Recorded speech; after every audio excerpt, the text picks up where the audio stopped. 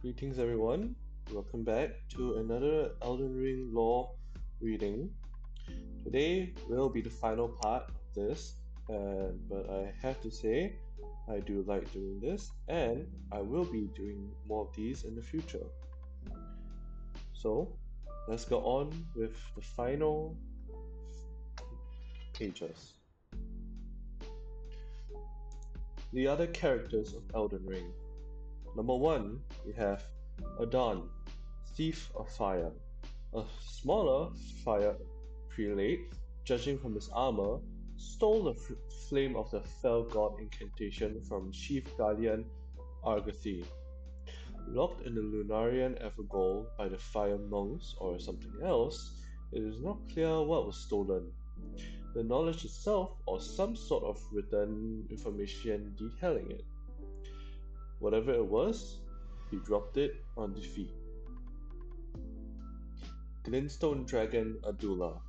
Adula, a devourer of sorcerers, was bested by Rani and subsequently swore a knightly oath to her dark moon. Adula is still drawn to Rani even after losing her mind like Smark. Her body is corrupted by Glintstone due to a diet consistently mostly of sorcerers. Flying Dragon Agil. Namesake of Agil Lake, Agil is worshipped by the dead who dwell in the lake, who pray for his flame grant them a true death. Albus, an Alboneric. No secret lies with him. Not one, but when he dies, he gives us the half of the headache tree meditation. Alecto, Black Knife ringleader. Leader of the Black Knives during the Amponius Night of the Black Knives. Her daughter, Tish, was one of the Black Knives who slew him. Tish was killed protecting her mother during the escape, but it was for naught, as Alecto was captured anyways. Mad Tongue Albineric, the invader on the lower half of the Round Table Hold, an aloof yet disturbed heretical sorcerer said to have been driven mad by jeering tongues during his service to the Round Table Hold long ago. He is a user of frost and blood sorceries, and his armor is embedded with glintstones, mainly the red ones, formed from the blood of the sacrifice, commonly used for blood sorceries. Iron Fist Alexander, a warrior Jar from Jarburg, seeking to become a champion. The bodies of many great warriors comprise his innards, who became stuck multiple times on his way to the Radun festival, though he is capable of getting himself unstuck without our help. Eventually, he is cracked in the battle against Radon and he seeks to repair himself in the lava of Mount Glamir, which he fails, the Forge of Giants. Unfortunately, this also fails, and so he fights us to ensure he dies an honorable death. After the fight, he bequeaths to us his innards, presumably in hope that they will be passed down to another warrior Jar, and then he dies. The innards can be given to Joy Baron. But thinking about all the players, mainly strength builds, I don't think they did give it to Joy Baron. I am to blame too. I've also kept his innards. Black Flame Monk Amon, Spirit Ash. Amon swore featly to the god-slaying Black Flame, and so he became the first fire monk to turn traitor. Or perhaps it is better said that he fled from the giant's flame out of cowardice. Anastasia Tarnish Eater. An ogress, a female ogre, ogres being the lesser omens we find throughout the game, Anastasia disguises herself as a finger maiden to lure the tarnished into her trap, and then eats them. Seems like she would be a bloody finger, but she is in fact a recusant, according to the text that appears when you kill her.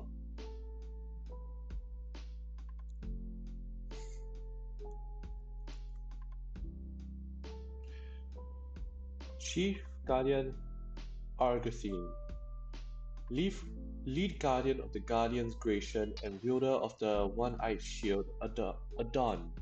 Thief of Fire stole the flame of the fell god incantation from him. Wears a Maria's robes, which is custom worn by the head of the House of Marius. Astel, natural born of the void or slash star of darkness, a malformed star born in the flightless void far away. The skull on his head particularly masks a single round eye found on most creatures from space. Astel destroys their nameless internal city and stole their sky, found in its boss arena. It's later encountered again in Yellow Enix Tunnel. Perhaps it occupies multiple bodies. It could be that the rare Astel-like enemies that hang from the ceilings are in fact Astel itself. Aurelia, the spirit jellyfish we summon with the spirit jellyfish ashes, in search of her home and her twin sister, Aurelia Elliot in the Stargazer's ruins. She promises her sister that the two of them will see the stars when they turn 14. The sisters were once human children. A pair of gravestones east of the ruins read, "Here lies Aurelia and Aurelette, who never saw the stars." Bell-bearing hunter. See Elmer of the Briar Underbosses. Fuck them. Knight Bernal.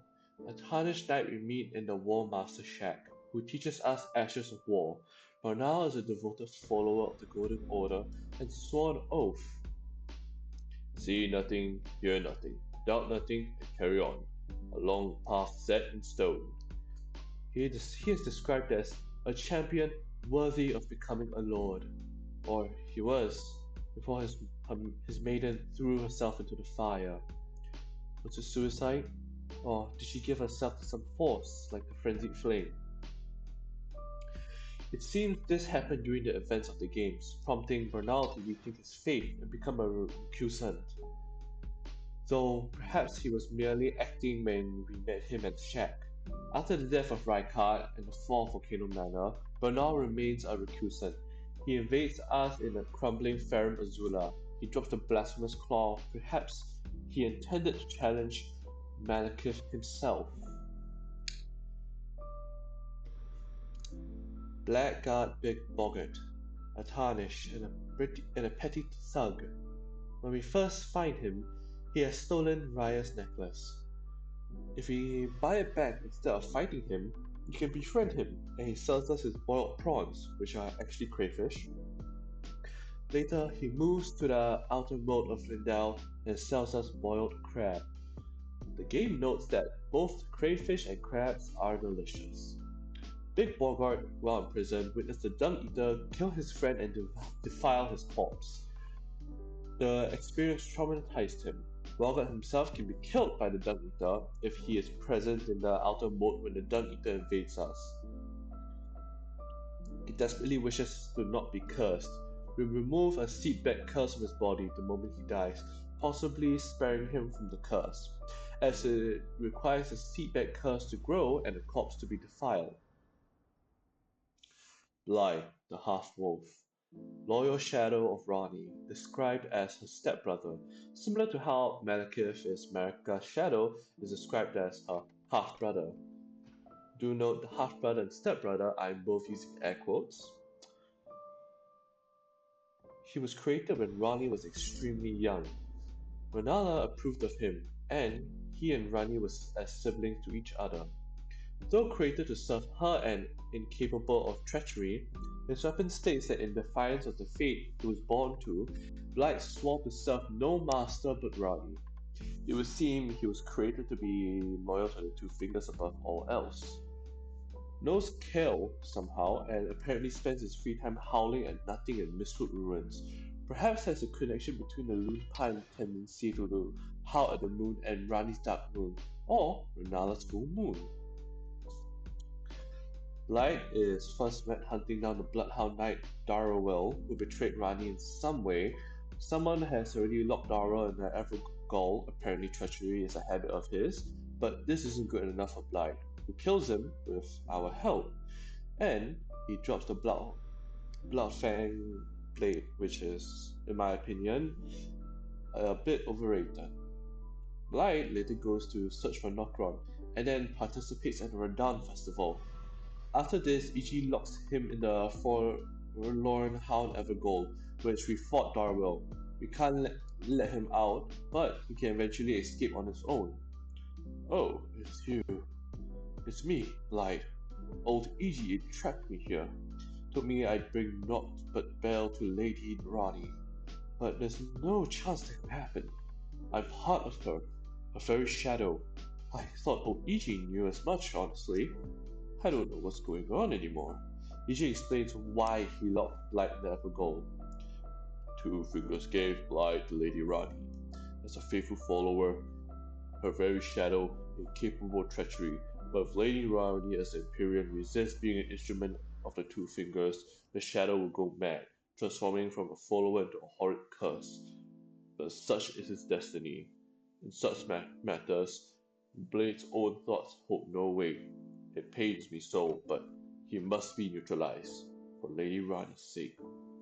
E.G. is unfortunately correct. After Rani's quest, Blight snaps and will pull him down. He is found at Rani's rise, surrounded by the corpses of several Black Knives. Then there's the Blind Swordsman, a mysterious hero who we never encountered in the game. In ancient times, the Blind Swordsman was bestowed a flowing sword by a fairy. Garbed in blue, with his sword, he sealed away the divine essence of the outer god of Rot in the Lake of Rot, and most likely slew its servant, the ancient inner goddess of Rot. The blind swordsmen will later encounter Melania, the new goddess of Rot, and become her mentor. He most likely sought to teach her to suppress the rot within. Under his guidance, Melania became a master of the sword. But he failed, as Amelia eventually succumbed to it and became the new goddess of Rot. His fighting style is likened to be a dance, and his sword, the flowing curved sword, patterns after flowing water. He mastered the guard counter, the art of allowing one's opponent to strike so as to leave them vulnerable for a well-timed reply. The blue cloth set worn by the nomadic warrior is also designed to resemble flowing water. The blind swordsman is an ideal that such warriors would aspire to be. The Nox also have weapons described as flowing, albeit in much more literal sense. Also, the Lake Rot is also adjacent to the eternal city of Noxtella. It's not likely that he may have been Nox or Newman. Also, worth noting as mentioned earlier, blindness is often associated with the outer gods. We do find his swords in one of the big casket card things being pulled by two trolls in the consecrated snowfield. There could be a chance he's dead, or maybe he's still out there wandering the lands.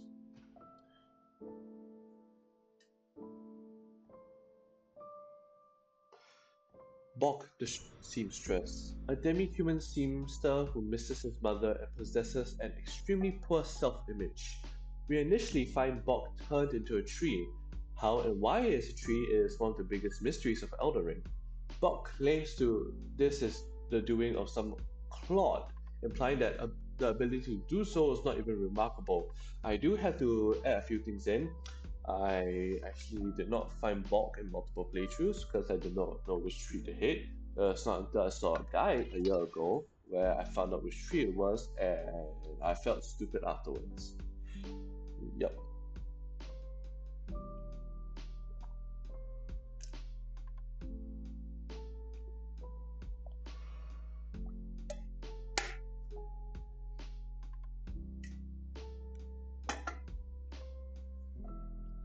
He has in some way made enemies of the demi-humans in a coastal cave, who took his swimming kit. If we give him a larval tear at the end of his quest, he visits Renala to be rebirthed into a human, believing himself to be too ugly to be loved. But Renala's children are all frail and short-lived, and so Buck dies shortly thereafter. Using the Your Beautiful Pregnant Kate results in a much happier ending for him. Balls, Carrier Knight. A troll carrier knight captured by the Knight of the Cuckoo and imprisoned in an Evergold. Borealis, the freezing fog. An ice dragon returned to their ancient home in the mountaintops after the defeat of the giants. Depraved perfumer Carmen. Spirit Ash. Carmen was a notably formidable perfumer whose strength rivaled that of heroes, and it is said that he was in search of a secret physics of revivification. Brother Corin, a devout follower of America, Two Fingers and the Golden Order, seeks out the noble Gold Mask. With our help, he eventually finds Gold Mask and deciphers how to read his fingers, declaring himself Gold Mask's scribe. But Gold Mask questions the Golden Order, whereas Corin refuses to. This eventually leads him to a crisis of faith. We can offer him Tanith's tonic of forgetfulness, but he refuses it. If we don't try to give Corin a tonic, he can be found in Lindell, capital of Ash. Here, he has declared Goldmask to be a madman and left him. But Corin was driven mad himself, unable to recognize the burning earth tree and the infallibility of the Golden Order in his mind. If we did try to give him the tonic, he is instead found at his previous location, the bridge near the Stargazer's ruins. Here, he is in a state of delirium, awaiting his master's return. In either case, he is implied to die soon after. Krampus, a tarnish who once was a head confessor of the Round Table Hold, and served the Two Fingers there as a leader of the Hold's assassins. He hunted down Tarnish who betrayed from Grace. He was utterly silent in his assassination and used a crossbow that fired bolts of scarlet rock. And fun fact to anyone who's not played Elden Ring or is planning to start out to play Elden Ring and is actually listening to this lore, if you have a stone sword key and you're in the round table hold, unlock the first door, and if you find a chest, that's where Krampus's crossbow is. It's really good, but I recommend not to use it as I prefer if you would go for the pulley crossbow or automatic the automatic crossbow in the DLC. Both are good, but at the end of the day, you choose your build, and I won't judge. The D twins, known as D, are inseparable twins. They are of two bodies and two minds, but one single soul. Not once do they stand together, not one word do they speak to one another. The inseparable twins found solace in the Golden Order, the only institution not to relieve them as accursed beings. Perhaps the similarity to America and Radagon's condition is what got them into the Golden Order. D, the Hunter of the Dead, is the one encountered in Water Village. He soon after moves to Round Table Hold and sells us two Golden Order incantations. Known to be friends with Roger, but while Roger seeks to save those who live in death, D and his brothers are Zealots who only want to eradicate them. Aligns with Gorang and their goals align. Eventually, Fia gives you D's weathered dagger. Returning it to him for some reason allows her to kill him and flee the Round Table Hold. You can then pick up his armor. The dagger is a very precious thing. It must have a special place in the owner's heart. This is from Fia herself. The other twin is D, Beholder of Death. He can be found in the Siofra Aqueduct, apparently in a poor mental state. We can give him his brother's armor after receiving the Mending Rune, or the or we apologize, I said that as or. We can give him his brother's armor after receiving the Mending Rune of the Death Prince from Fia, which will cause him to move to deep root depths and avenge his brother by killing Fia, quote unquote killing, who was already dead. He is implied to die after this. Loudhound Knight Darrowell. a man who betrayed Rani in some unknown way. He was locked in a forlorn hound ever go, apparently by someone else as Blackwood has of difficulty finding him. It seems he made a lot of enemies. Stormhawk Deaneth, or Dean, Spirit Ash, a Stormhawk and faithful servant to the Stormhawk King. Long ago, Dolores, the Sleeping Arrow, a tarnish of the Round Table hold, and a mutual friend of Gideon and Salvius, who had a falling out over her. Salvius has returned since, turned her into a puppet, probably a follower of Saint Trina. She uses Saint Trina arrows and dressed in the style of a man for reasons likely related to the Saint Trina androgynous, the dung eater, the loathsome man himself, who murdered thousands and defiled their corpses with the omen curse. He does the work of the formless mother. Whether he's aware of it or not, he can be summoned from Moat's fight in the sewers. Interestingly, he defiles only the weak and defenseless, those who can't fight back. If we feed him Salvius's potion, he meets his own end in this way. Helpless and despairing, an appropriate end for him. And we get a decent spirit ash out of it.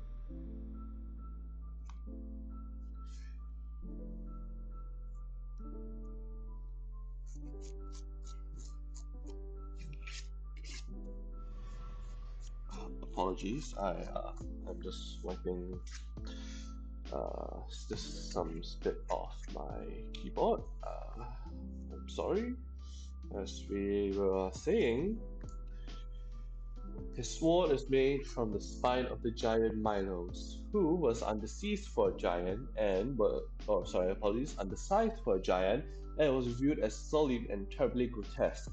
His armor is made to resemble an omen and its horns cut off.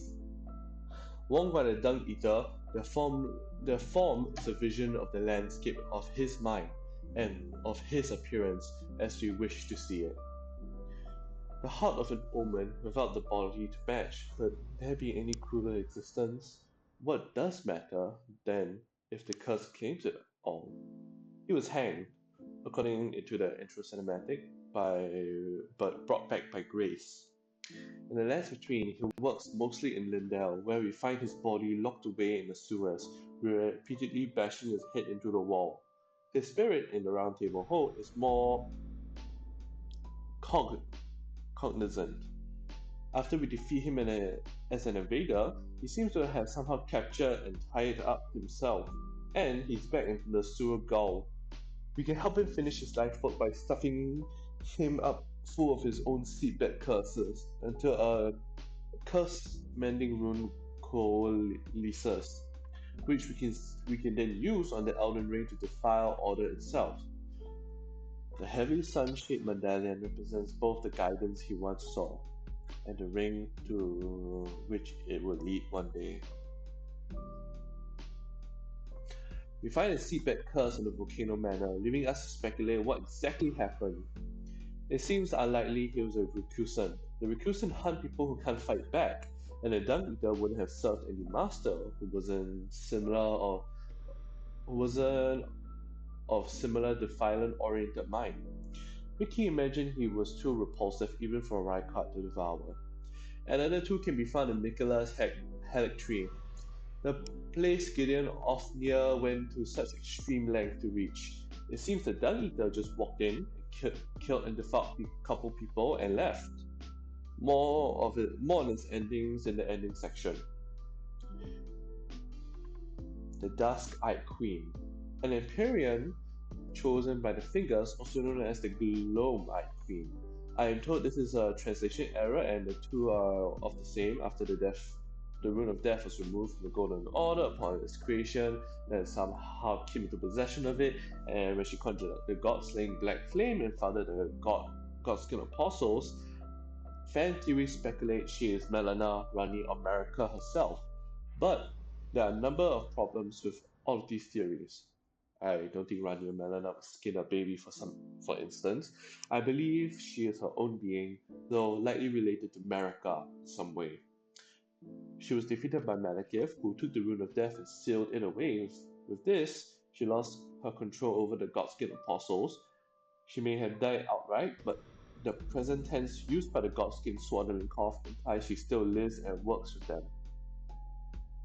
As possible connection with Thea, the Apostles were all embraced by the glow-eyed Queen, and the black flame was the armor within. Castle Alan Edgar, or Edgar the Revenger, father of Irina, warden and defender of Castle Morn, as appointed by Godric, and seemingly the only person who was a positive opinion of him. The castle's misbegotten slaves have rebelled, either because of mistreatment or just because they went insane like everything else. Irina is killed by the misbegotten while Edgar is in the castle, and he sets out a path of revenge. He later dies invading us at the Revenger's shack, where he uses the Flame of Frenzy and drops a Shabriri grape.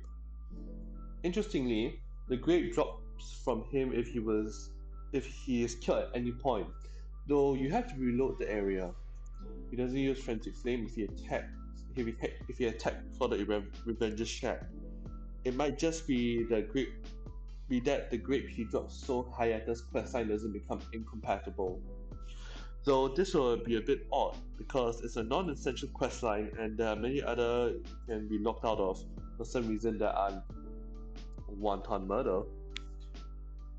Decaying exiles, rotting white dragons who guard the Cathedral of Dragons Communion seeks revenge on those who would eat the hearts of his brethren. Exite's dragon communication revenger did not forget his hatred even as he succumbed to the Scarlet Rot. The Elden Beast. Sent to the world on a golden star by the Greater Will, it became the Elden Ring, which became part of Marika.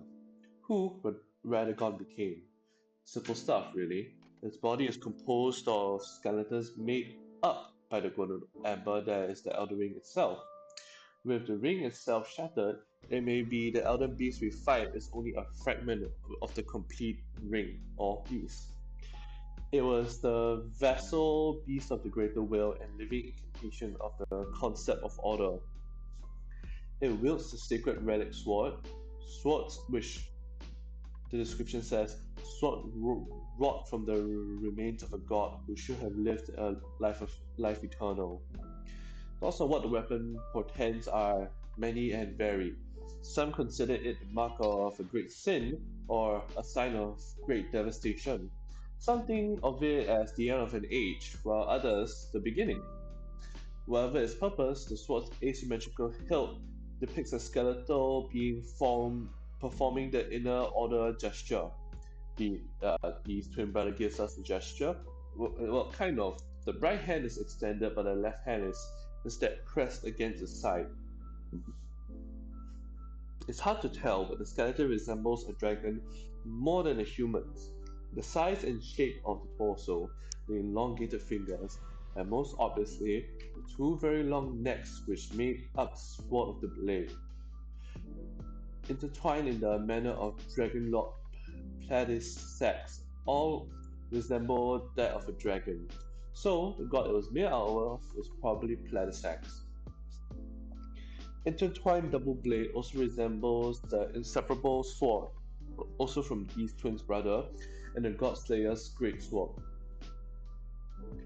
Elmer or Bria, also known as the Bell-bearing Hunter. Elmer is a murderer of merchants and instructors, and invades us at the locations of various merchants. He comes from Eochaid, a land of proudly solitary aesthetics. Elmer was once slated for execution at the Shaded Castle. His distinctive thorns were used to mark him as one who was guilty and sentenced to death, but he escaped. He stole the Maria's executioner sword and furnished it with battle skills from Eochaid. He was also incorporated the thorns into his armor. Elmer took out over the Shaded Castle. It's unknown if he did this immediately after escaping his execution or if he returned later. Eleonora, Violet, Violet Bloodyfinger, invader at the Second Church of America from the lands of reeds. She appears to have been a Drake Knight, former lover of Yura before she became a Bloodyfinger. Alas, she is beyond saving. She kills Yura and we put her down shortly after. If some people do not know, yeah, because I know some people do not know the law. Basically, if you pass by a church and you get invaded, and after you kill the invasion, they drop. If I think if it's right, uh,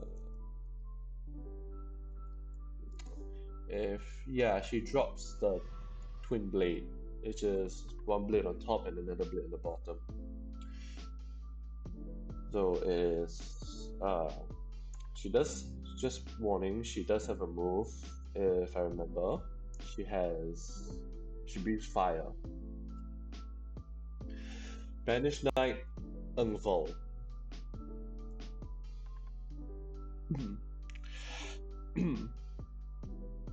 Apologies. Uh, as I was saying, Banish Knight Unfold. A Spirit Ash were Banished Knight. He and Oleg made up the Wings of the Storm. When the two were invited to serve Morgoth, and Angval refused, instead keeping watch over a masterless castle for many years, gaining renown as hero of the fringes. Finger Reader Anya. A finger reader maiden, presumably one of some renown, as she is the one who directly interprets the word of the two fingers, apparently immortal. Though like Hugh, she dies with the whole. It seems that Anya realized the fallibility of the greater will and the two fingers at some point in her long existence. She encourages us to commit a cardinal sin and burn the earth tree, something unthinkable for other finger reader maidens. Ashna of the royal remains, the edgelord of Round Table Hold, and Gideon Ofnir's assassin. Gideon has him try to kill us when we find the first half of the Headed Tree medallion. He is named after an ancient lord, the Soulless King, the Lord of the Lost and Desperate, who is known as Ansha. His armor is made of the ancient king's bones. Escort, Priest of Blood, follower of Moog, found in the Lindell catacombs. We can find his great hood as a painting reward in the mountaintops of the Giants, which has an interesting description. Hood far larger than the head it is meant to cover. A burial shroud of sorts for those who discover at long last the truth they sought. Increases intelligence and faith to the determinant of HP. Yes, surely this is the moon that young Renala gazed upon. The Fell Twins. Twin omens who trap us in a bizarre, dark realm on the bridge to the divine tower of East Altus. One is horned and helpfully awaits for us to finish off its sibling before attacking, the other is not. Obviously meant to foreshadow Morgoth's twin brother, but inexplicable beyond that. Fia, the deathbed companion. I was known as the deathbed companion where I came from. After I received the warmth and lively vigor from a number of champions, I lay with the remains of an exalted noble to grant him another chance at life. To do so was the purpose of my being. But before I could bear the noble into a new life, I was awakened by the guidance of grace and chased from my birthplace. Probably a GRM's contribution. It seems FromSoft backed off the sexual necrophilia stuff surrounded her entire character and replaced it with a Holocaust being next to a corpse instead of with it, which is probably for the better. As I said multiple times, I do not like necrophilia. I do not care if his body is rotting, but he's hot You're not fucking the body. She considered herself the one who lived in death and desires to become mother and guardian to them. Specifically, she wishes to bear the child of the Prince of Death, formerly Godwin, a child who is also Godwin himself, and a mending rune. The mending rune is what she ultimately produces. Ironically, she seems to be the only one of the tarnished in the intro to have never died. Except maybe Gold Mask? Instead, being awaked by grace while she still lived. Why did she why did this get her chased from her birthplace? Perhaps because it revealed her as tarnished. Friend of Roger and daughter of Lionel the Lion-Hearted, who proclaimed himself her father after she was already an adult for some reason. She kills Dee, a hunter of those who live in death. It seems Dee found and retrieved one of the two Hallow brands in Summerwater Village.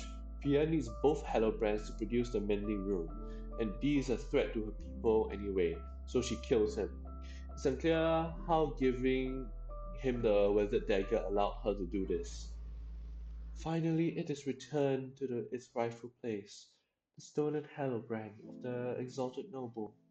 And now I must bid you goodbye as well, though I ask you to deliver this message to the Round Table Hold. I am Fia, deathbed companion.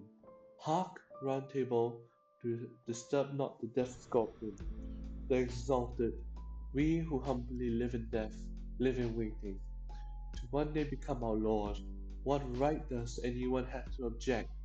Our Lord will rise, the Lord of the many and the meek.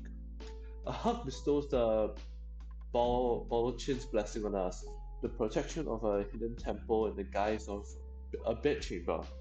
A Balochin is a ceremonial canopy placed over an altar. Search it out.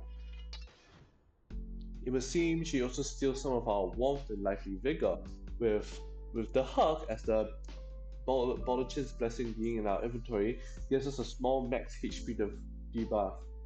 She is also to summon the spirits of the warriors she has embraced, known as Fia's champions, including Rogia and Lionel. More on the ending in the ending sections, as I said. But I do have to also give a one more advice. You may want to give this debuff as to give yourself more challenge, but if you want to remove the debuff, but also get to hug the woman, uh, she will give you the cure for it. You will see if you play it. Clean Rod Knight Finlay, the Spirit Ash. When Melania fell comatose after the Battle of Aeonia, Finlay single-handedly brought her back to the Hellic Tree. She presumably passed from Scarlet Rod. Bloodhound Knight Flo, Spirit Ash, known as the Rabbit Strain.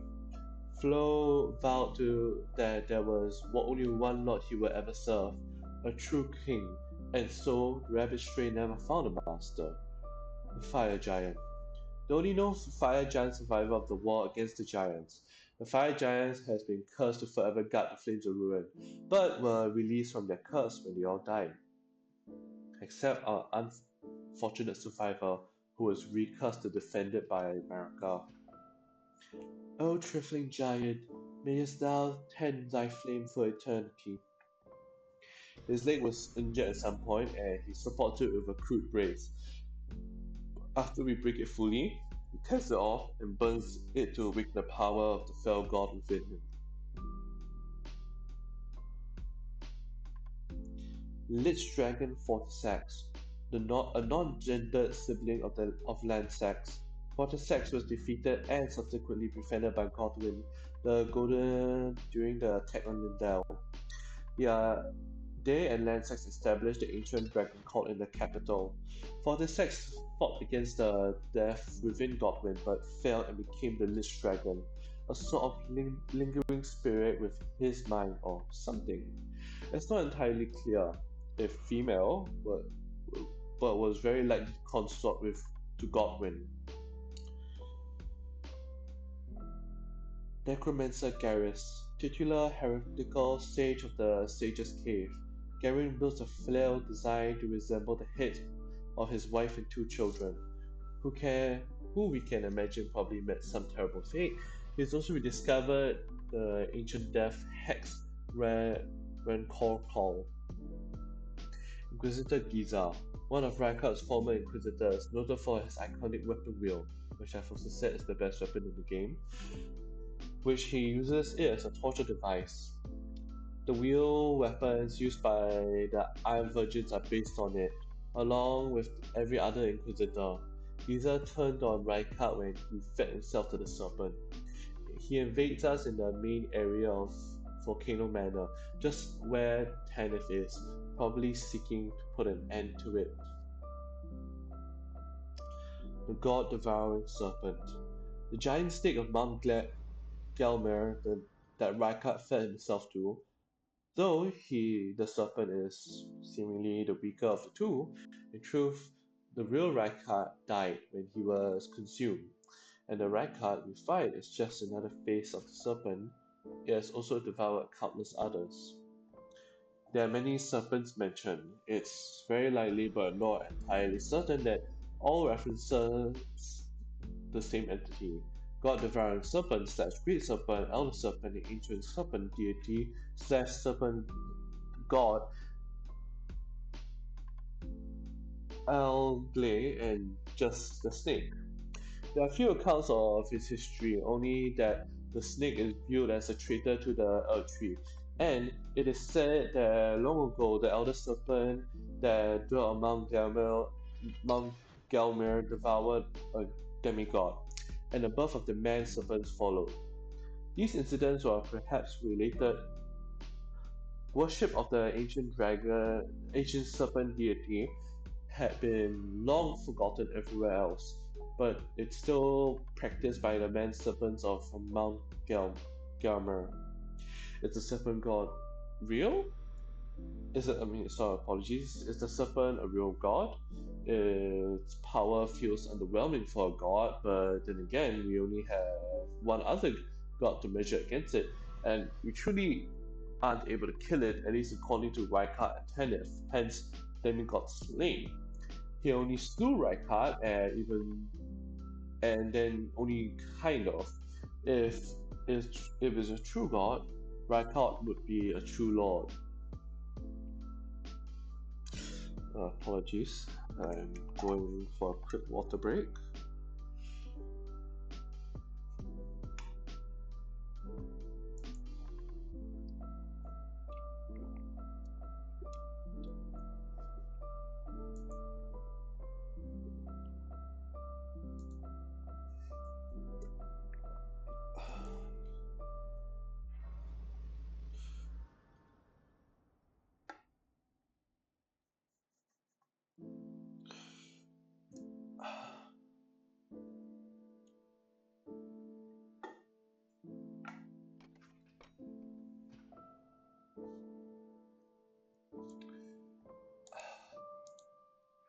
Noble Goldmask, a philosopher of sorts and Golden Order fundamentalist, wears a gold mask designed to resemble a blazing golden halo, hence the name obviously, and minimal other clothing.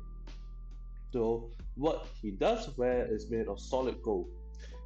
He only communicates through the movement of his fingers, similar to the two fingers, and requires interpreter to read it.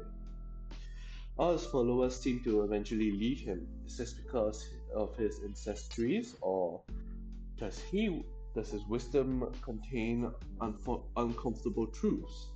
It's hard to tell from the intro cinematic if he died before being awakened by grace and traveling to the lands between. I that the writer of this document has written more about Goldmask and its endings in the ending section. Gatekeeper Gostock, an extreme suspicious servant of Godric, whom Gostock despises for looking down on him. He once tries to kill us by shutting us in a dark room with a knife. Gostock is a simple man who only desires to loot corpses and sell what he finds. Well, that is stepping on Godric's corpse repeatedly. Cut content implies he was intended to be the son of Godric, and we could choose him over Nephil, and perhaps Kenneth to become the true ruler of Limgrave. This was presumably cut as because nobody would choose Gostock. As I said, the Gloamlight Queen is. Go back to the Duskite Queen. Gorer, kindred of rot, disguised as an old sage, raised Millicent and her four sisters to turn them into Scarlet Valkyries. But in the end, only Millicent shows the potential to become one. He believes it is her fate to follow in her footsteps of her mother, Melania. If Millicent removes the needle, Gorer despairs that she, like her mother, has abandoned we children of the Scarlet Rot. Grandsax, the gigantic petrified dragon above Lindell. It led and was killed in the attack of the city, which began the war against the dragons. The Great Jar, a big pot. We don't get any information about it other than as its own knights. It could probably annihilate us or anyone else in the fight. Flying Dragon Grail. Not to be confused with his mother, Grail. Grail is a dragon who guards a bridge in the Dragon Barrel. Grail, the gigantic dragon in the Dragon Barrel, called the mother of all dragons, though probably only in figurative sense. Mother of all usually means the biggest, you know. She is immobile, dying in Scarlet Rot. All she can do is call the lesser dragons nearby to protect her. And Grail, no matter no matter how the law says about her, she will always be known as the best rune farming glitch. Which, if you don't know, you can actually. This is a tip to anyone who's starting out in Elden Ring and needs to level up their stats to build a weapon they like. First, you're gonna need Picklefal's Foot. You need the Golden Scarab. If you don't have it, then the Picklefal's Foot is good. Just make sure it's the golden one. Get a get the talisman you can buy in the Round Table Hold. Not a talisman. It comes with the Confessor class. And you're gonna need a Morning Star and the poison thing. I can't exactly remember as most of Elden Ring I played in Japanese, but since the Morning Star does bleed, just hit it repeatedly until its health goes down. Use the poison, and before it dies, eat the pickle, fall food, and sit on the grace near it. Then you can get more souls or runes as the dragon would respawn. But I do have to warn, if you do level your stats and try to kill the dragon again, and you're not fast enough, the dragon will die and never respawn ever again. Recusant Henricus, an early game invader. He wears the eye circle, signifying that he is among the eyes and ears of Gideon Ofnir. Later we find an eye circle that was slightly hidden brackets boss arena, implying he was fed to the serpent, like all of the Manor's champions eventually are. The question remains though, was he still loyal to Gideon as a recusant? If Gideon was allied with Rykard in some capacity, it could explain all the Albanerics being tortured in the volcano.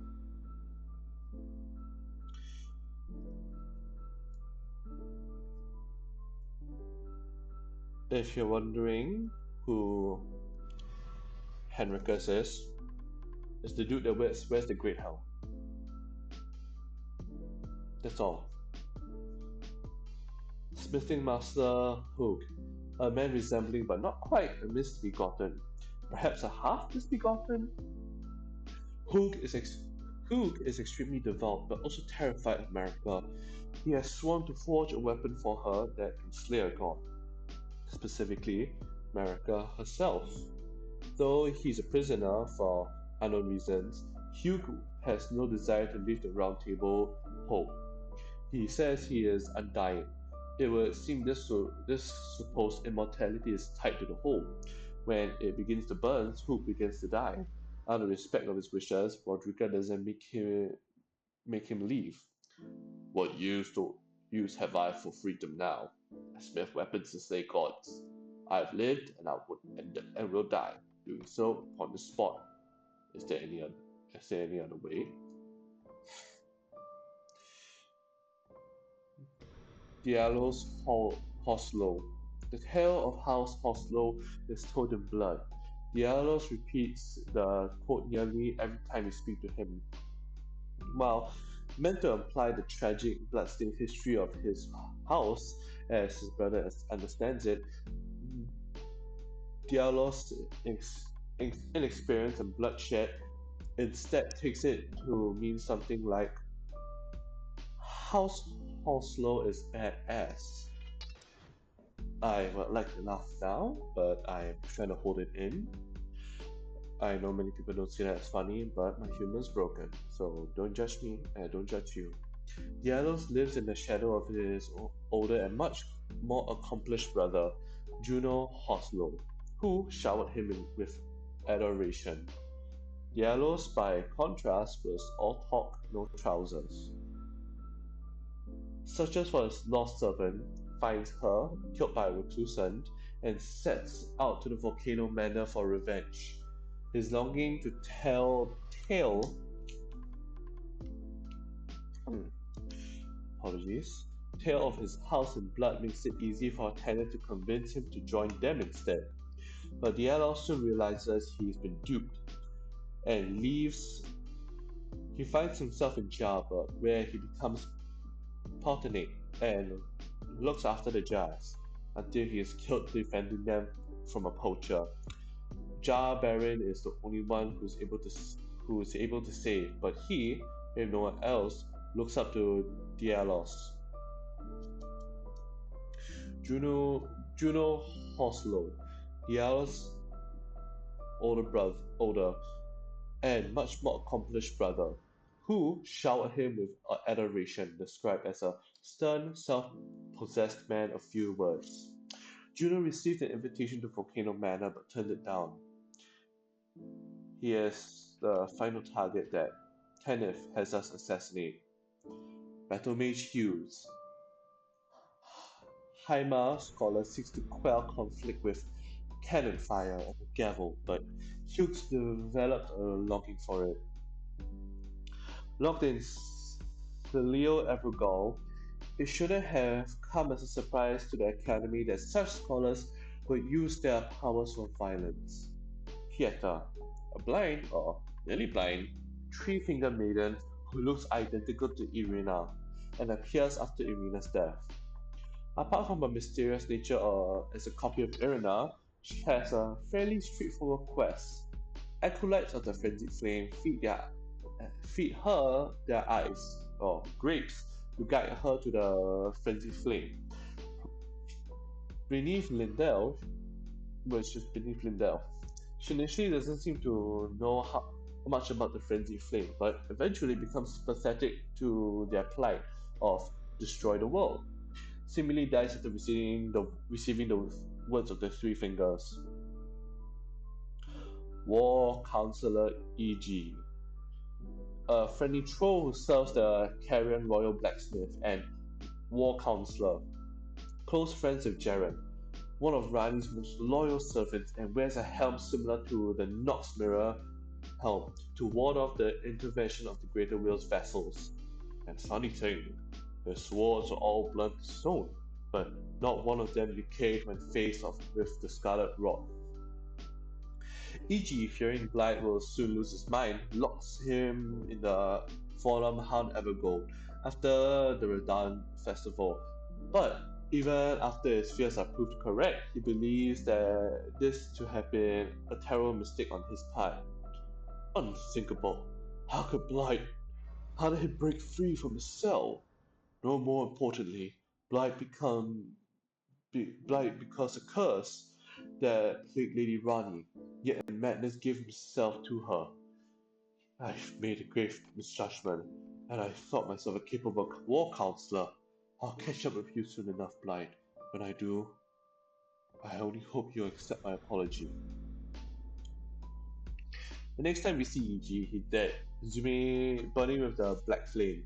His body is surrounded with the corpses of three Black Knight assassins. As per the dialogue above, it seems he is somehow aware of this happening, or what's about to happen. Blight and Iji were both attacked by Black Knights. Unlike Iji, Blight won the fight, but went mad shortly thereafter. Who would want them dead? It wasn't Rani. Either of them would have died for her if they had to, yet both of them fought back against their assailants. Nor was it the two fingers of the Round Table Hold or some other vassal of the Greater Wills. They wouldn't have waited until after Rani already killed her two fingers, and the Black Knights wouldn't have done dirty work on the Greater Will's behalf. A possibility is that the Black Knights themselves needed them dead. They are scions of the Eternal City, where we took Finger Slayer Blade from. Maybe they were trying to take it back, or to cover their tracks, or to punish Rani for taking it. Iji wears a mirror helm similar to those of the Nox, designed to ward off intervention of the Greater Will and its vessel. It states that Iji was afraid, terrified of his own treachery.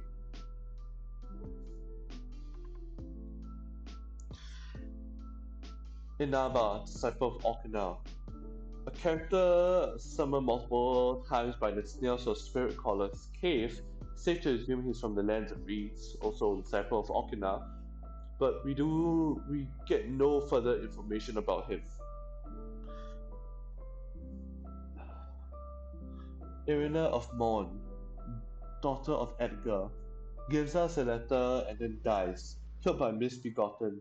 Receiving the letter is required to cause Hayata to appear. Old Knight Istvan, Volcano Manor's assassination target. All we're told about him is that Istvan is one of the few wizened tarnished who has survived to this day. Jar Baron. Baron meaning child, just basically calling it Jar Child. Jar Baron is a young Jar from Jarburg who idolizes his uncle Alexander and wishes to follow his path to become a Jar warrior.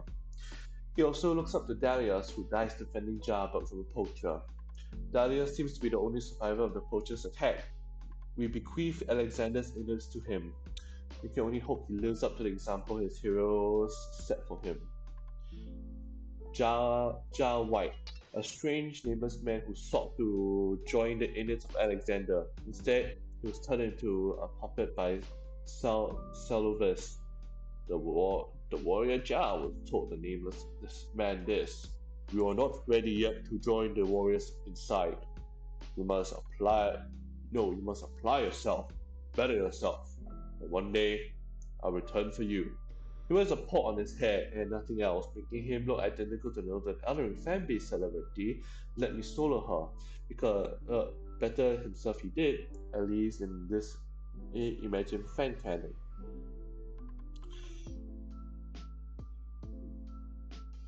Witch Hunter Jaren, an eccentric. As described by his armor, his beard and mustache are part of his mask. Jaren was once a nomadic knight. He spent this time among the Cavern Royals, including Rani during or prior to the Shattering. Because this time he is implied there to have hunted Celine, an enemy of the Carrions, but failed to kill her because of her immortality, instead of imprisoning her in the Witch-Bane ruins. His title is Witch Hunter, but the only witch he hunts is Celine. In fact, Witch is a prestigious title among the sorcerers of the Lands Between. He's on good terms with Rani herself, a witch. Apologize, I need to drink some water.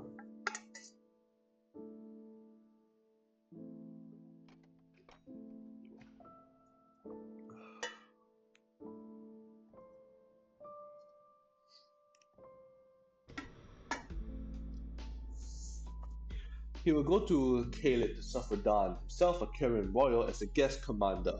Radahn and Jaren swore an oath of honorable death to one another.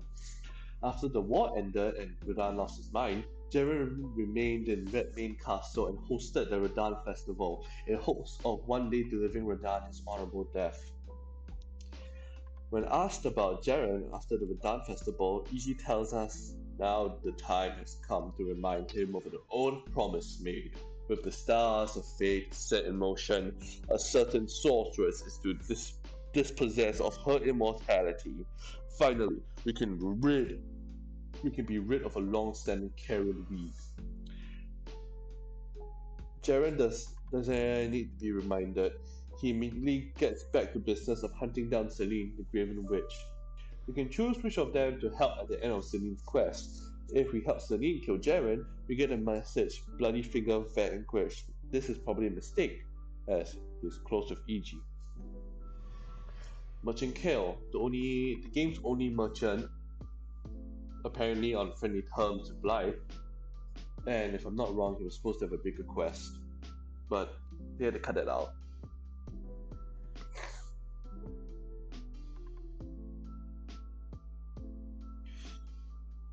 Ancient Dragon Knight Christoph Spirit Ash earned the hero's honor of Earth Tree Burial for their feat of capturing Godfrey the Grafted. Kenneth Hikes, rightful ruler of Limgrave. Somehow, he found a way to pacify and communicate with the local demi-humans. However, he is driven from his fort by Stormville, Knight Commander who serves Moog, who kills the demi-human queen, making the demi-humans go feral. Not a bad person, but kind of an asshole and obviously full of himself at first. Dislikes the tarnished, character develops over his very short questline, and the eventual lord he chooses is Nephil Loix, a tarnished. Ancient Dragon Lanciax, sister of Fortisax, and becomes an ally of the capital when Fortisax did. Here, she took the form of a human priestess and helped found the ancient dragon cult. Vike was her favorite knight. Wink wink. Latenna the Albanaeric archer woman who set out on a journey from the land of Michaelas Head Tree to the village of the Albanaerics in Lunaria. She seeks to deliver a birthing droplet to her young yet towering sister Phila in an apostate derelict, which will enable her to birth more Albanaerics. The human-like Albanaeric cannot walk, so Latenna and her Albanaeric archers let her get around by riding wolves. Latenna's wolves was Lobo, but he was killed by Gideon Ofnir along with the entire village of the Albanaerics in an attempt to find one half of the Helic Tree medallion. If summoned near some specific type of wolves, such as those outside the boss arena of Royal Knight Loretta, Latenna is able to ride them. Apologies. Hmm. Hmm.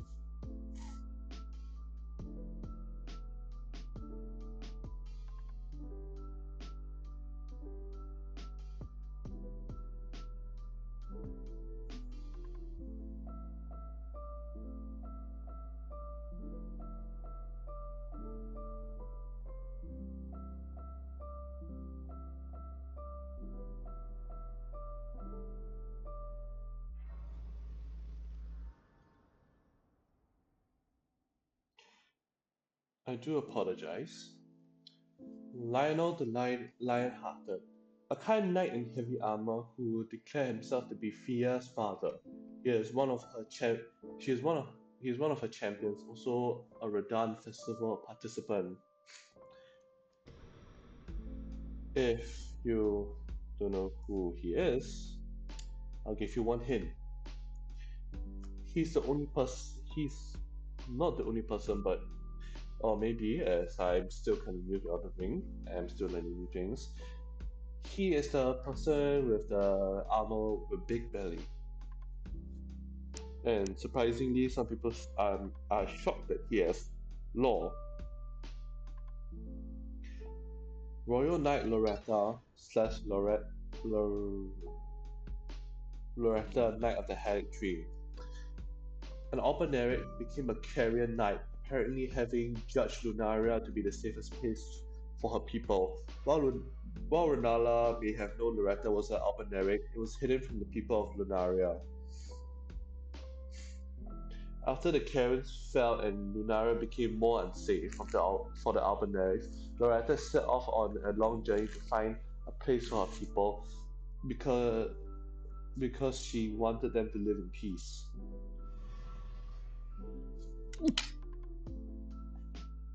And she determined the Helic Tree was their best chance. She became a leader among the Helic Tree Knights. Nephil Luke's adopted daughter is Sir Gideon Ofnir, who he described as a mere axe-wielding barbarian.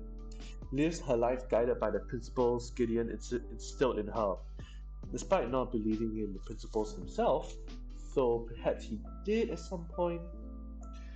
Oh, it's you. Well, what do you make of it? What happened to this village? I witnessed a sight much the same in my infancy. The oppression of the weak, murder and pillage unchecked, a walking nightmare made by men. The nightmare she once witnessed may have been what orphaned her. The Stormhawk axes are described as signature weapons of warriors who strive to remain one with the storm, despite being so far from their place of birth. And she once kept a hawk, likely a Stormhawk, as a companion. She appears to be fairly young warrior of the Badlands, though an accomplished one. The champion's headband she wears is proof that the wearer has slaughtered countless foes. Gideon took her in when she lost the guidance of grace, presumably after she was already an adult, or nearly an adult, and had already traveled to the lands between. Nephil comes to question her father after discovering his actions in the village of the Albinaurics, leading to her disownment. After this, we can give her the ashes of the Stormhawk King, an ancient Stormhawk who once ruled Stormville Castle. Nephil then moved to Stormville and became its lord, or lady more accurately, with the approval of Kenneth Hythe. She is most likely a descendant of Godfrey or slash Horror Lewis. Obviously, given her surname, Kenneth searches for a true and stalwart lord of the proper lineage. He believes that Godric is the last of Godfrey's line, the golden lineage.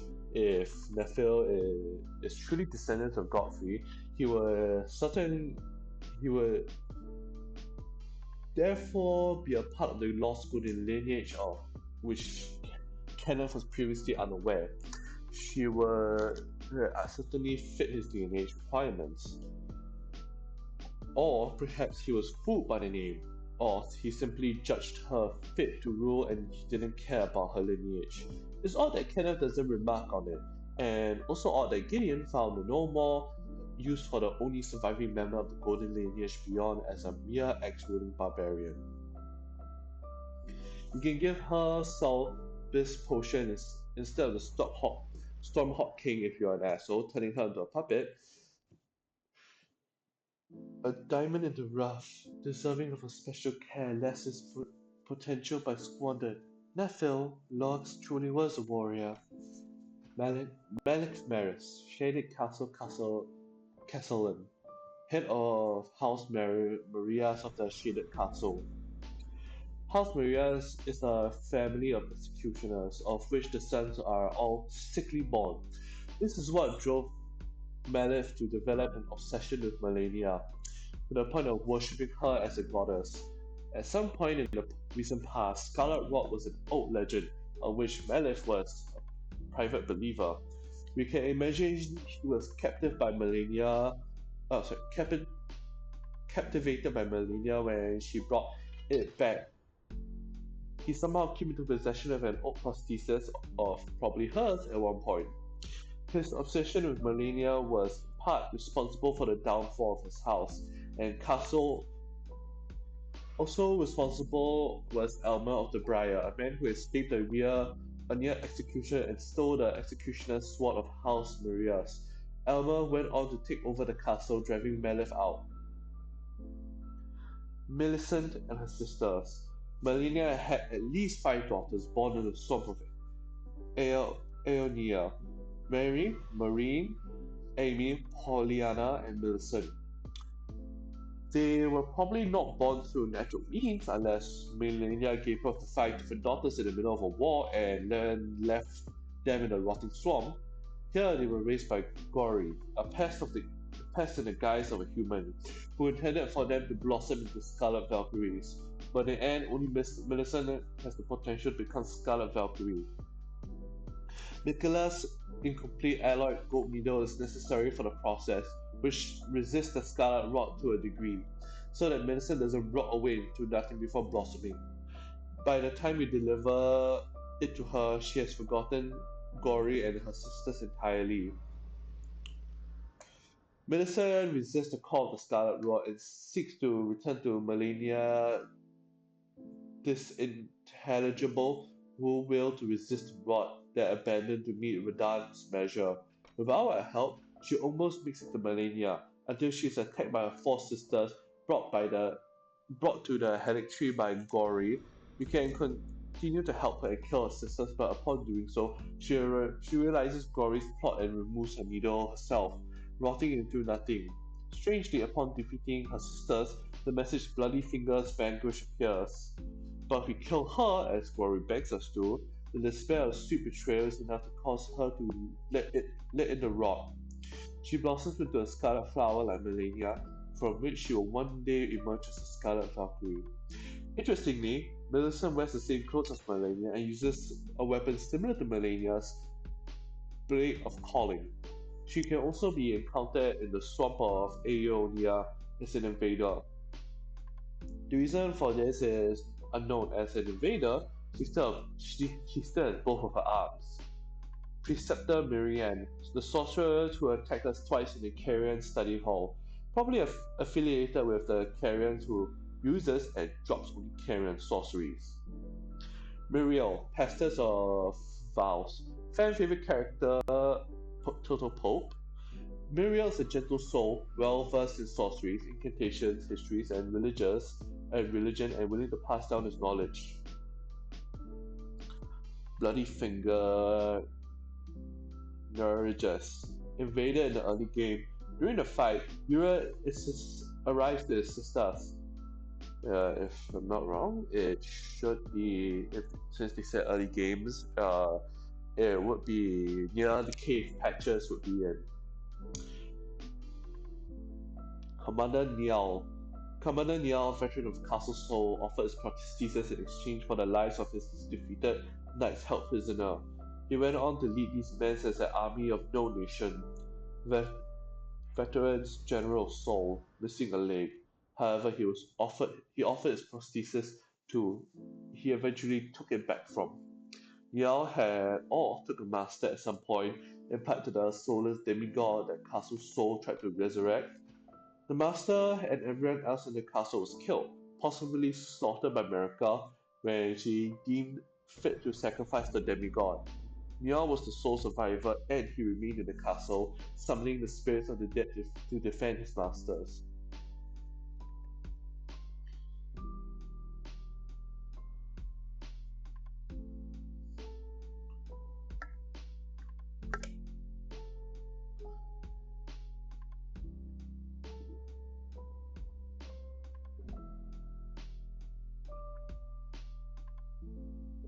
Oh, that's good. Sir Gideon Ofnir, the All-Knowing. Tarnished and senior member of the Round Table Hold. The Two Fingers have very high expectations for him. Most likely, he is the Tarnished closest to becoming Elden Lord before our arrival. While he initially seems to be kind of an asshole, in truth, he's a murderous sociopath. Gideon is obsessed with Mikola, who is the one thing that remains a mystery to him. Perhaps Mikola's awakening also represents a threat to his ambitions of becoming Elden Lord. Apparently unable to reach Mikola's Helix Tree through any other means, Gideon goes to great lengths to acquire the Helix Tree medallion. His men destroys the village of the Albanerics and slaughters all the inhabitants in an attempt to find half of it. Gideon is the one who killed Lobo, Latenna's wolf companion, in an attempt to extract information about the medallion's halves. Acquiring the first half of the medallion is the trigger for his servant, Ashna, to attack us in the round table hold.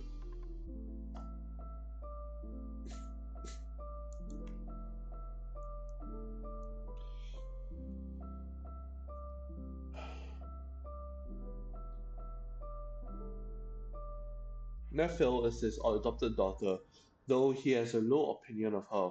When she finds out what he did to the Albaneri village and kills his pawns, he disowns her. The pawns probably being some of his men left in the village, and the Omen killers if she helped us for that fight. Knowledge begins with the recognition of one's ignorance, the realization that the search for unknown is unending. But when Gideon glimpsed into the will of Queen Marika, he shuddered in fear. At the end, that should not be. Gideon comes to oppose Tarnish taking the throne and attacks us at the end of the game. We don't know when it is he glimpsed into the world of America. It could have been many years ago, but he would have simply snuck into the Earth Tree before us after the walls of Thorn were burned away. He doesn't even seem to believe he can win the fight. He only attacks us because he believes it's what America wants. Gideon doesn't seem to have been a devout follower of America before this, so it's likely he simply just lost his mind. We get little information on him before the events of the game. He died of causes unknown before being reawakened by grace, perhaps of old age. Maybe he wasn't always a sociopath, but was driven mad from his long years in the land between. Gideon gained true knowledge after his long exchange with the Two Fingers, discovering all had been broken long ago, that the trembling fingers, bent with age, and the Earth Tree itself were no exception. Gideon is a rival of Selvius. While they were once friends, they had a falling out over Dolores, the Sleeping Arrow. Gideon thinks Selvius is a bastard and a dolly botherer. Redmane Knight Olga, Spirit Ash. The longest serving member of the Redmane Knights, Olga studied techniques to manipulate a gravity alongside Rodan.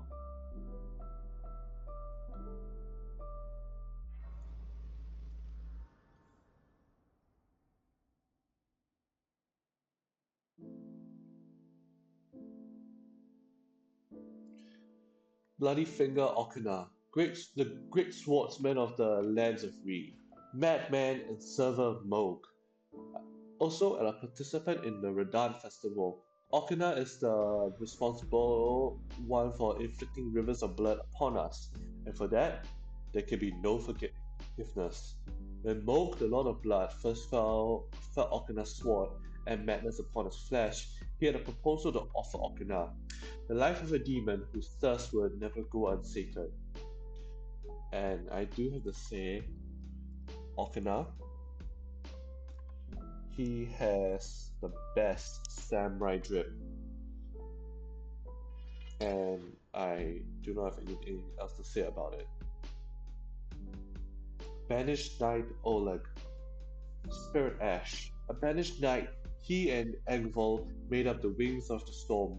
Morgoth invited both of them to serve him, but only Oleg accepted.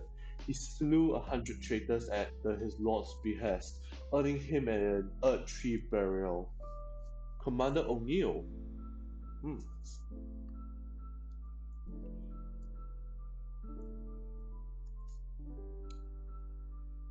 Oh, sorry.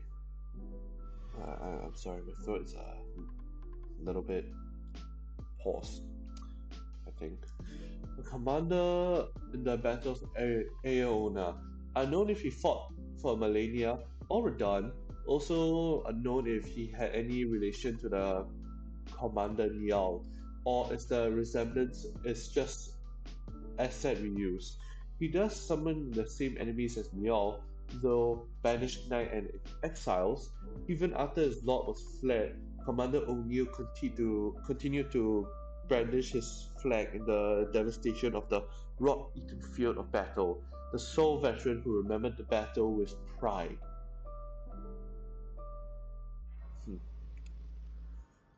Here comes the the most iconic character in the Souls franchise, who has appeared in numerous games alongside with the Dark Moon Greatsword, except for Sekiro.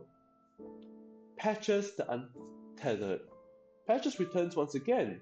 If you're a newcomer to the Souls series, you might not know him, but he's a recurring joke character, and in fact, the series' only reoccurring character. Apparently in Demon Souls as Patches the Hyena, Dark Souls 1 as Trusty Patches, Bloodborne as Patches the Spider. In this incarnation, he is actually a spider with a human head, and Dark Souls 3 as Unbreakable Patches. In all these incarnations, he repeatedly tries to kick us into our death. Always at least once by pushing us off a cliff, only to poorly pretend he didn't or beg for forgiveness, which we survive. Patches the Untethered is the most patches yet, trying to kill us no fewer than 5 times in this incarnation. He is a member of the Volcano Manor and fascinated by Lady Tanith. We find him in Murkwater Cave, where he ambushes and tries to kill us. After returning to the area, after accepting his surrender, he again tries to kill us with a chest containing a teleportation trap, leading to an area filled with rune bears. We can find him later in Lunaria, where he advises us that getting caught by the Iron Virgin is at the bottom of the academy will send us to the Earth Tree, but it actually sends us to a death trap in the Volcano Manor. Attempt 4 happens on Mount Gelmir, with a path full of rainbow stones leading to a cliff that he pushes us off to, into the chasm of basilisks and crabs. The basilisks also appears in Dark Souls. That name just brings like a lot of memories into my head.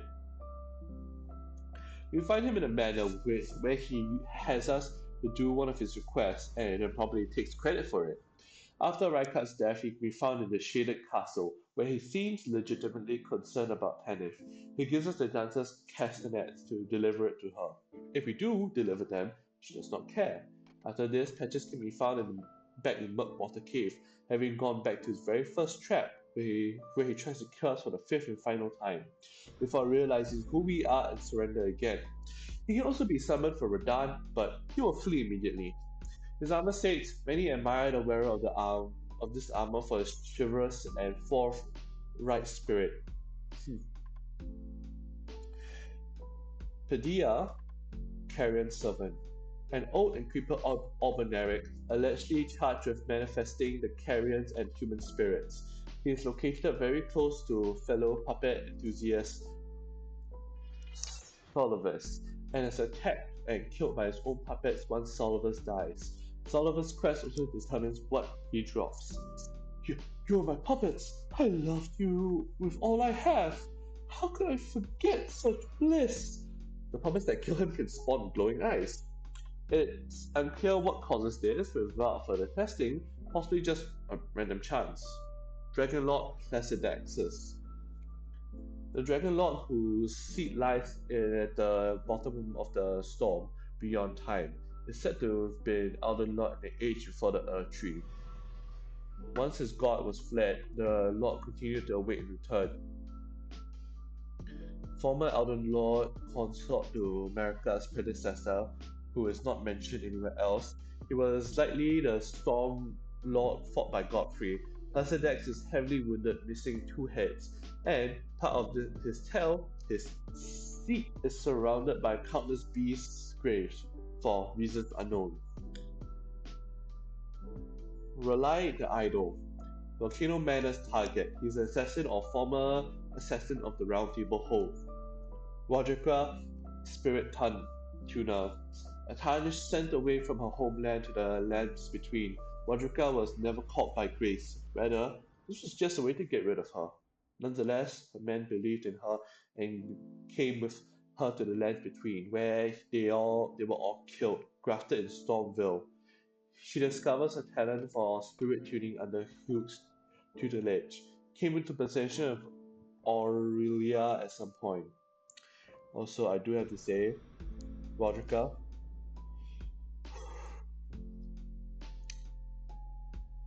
Rogica is my favorite character, and if she was ever real, uh, I do hope that she would give me a chance.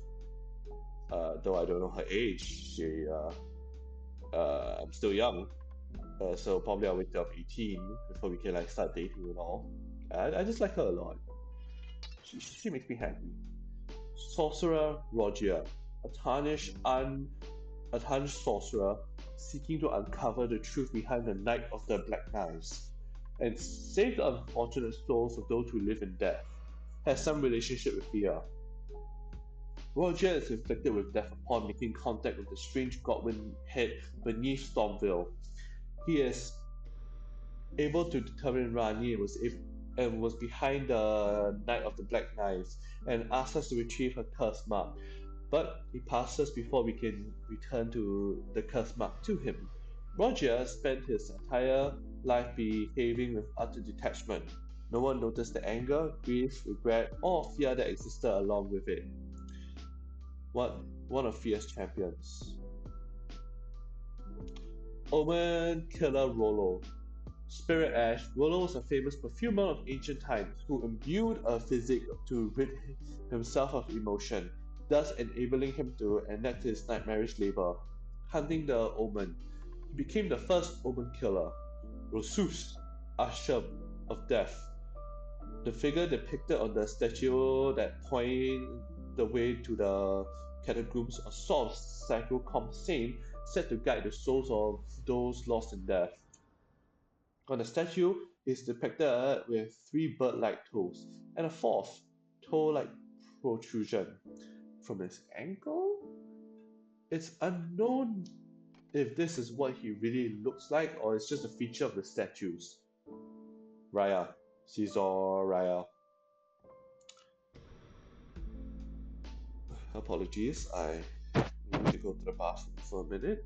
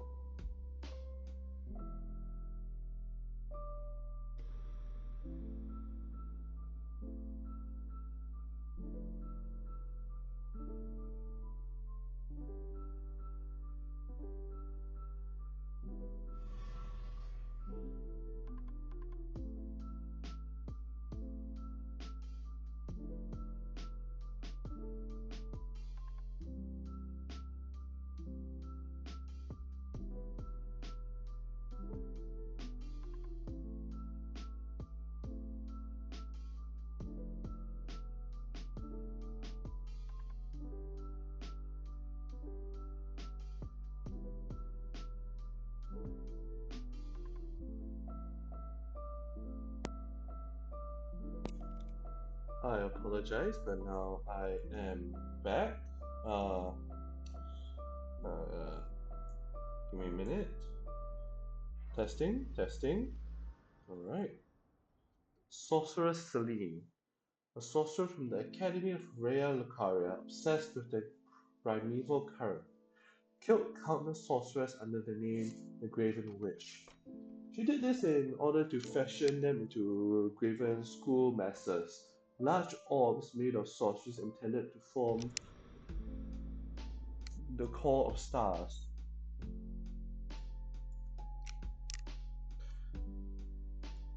She takes us as an apprentice, intending to use us as a part of a Graven school. She puts this plan on hold when she realizes our usefulness, but intends to bring it back the minute we outlive said usefulness. One last thing. If you fail to clean your throne, you can always pay me a visit. Oh, don't fret, even my dullest pupil will always have a place here.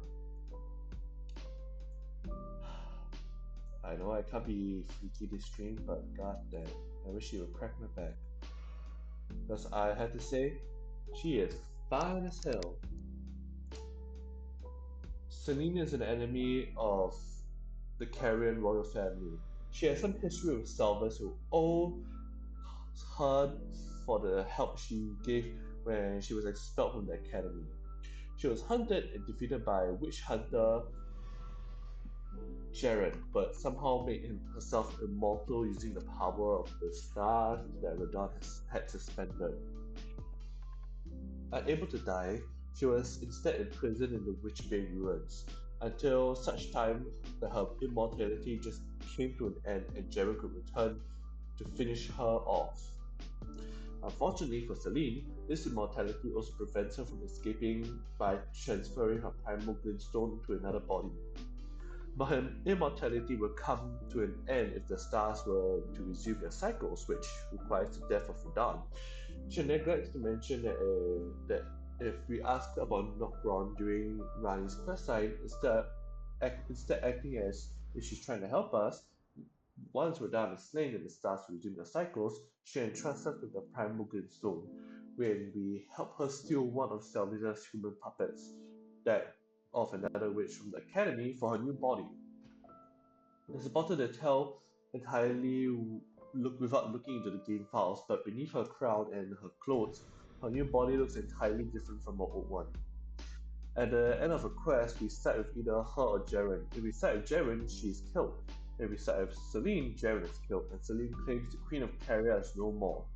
Renala has actually been moved off to the side behind some bookshelves. Perhaps she possesses of some sort of immortality, or Celine doesn't want to invoke Rani's wrath.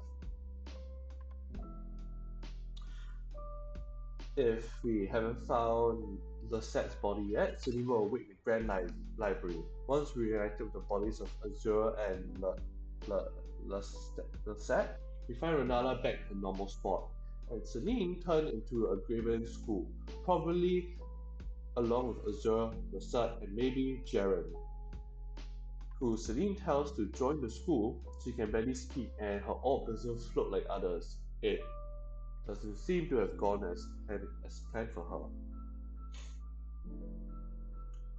Pre Preceptor Salvus, a man loathed by all. Salvius is obsessed with making human puppets. He is a servant of Rani, who schemes against her, planning to turn her into the first demigod puppet. Rani knows none of this. Sorry, Rani certainly knows this. Nonetheless, he has his uses, and his plan is doomed to fail anyways. So she keeps him around. Salvius, Gideon, Ophnia, and Dolores, the sleeping arrow, were once friends.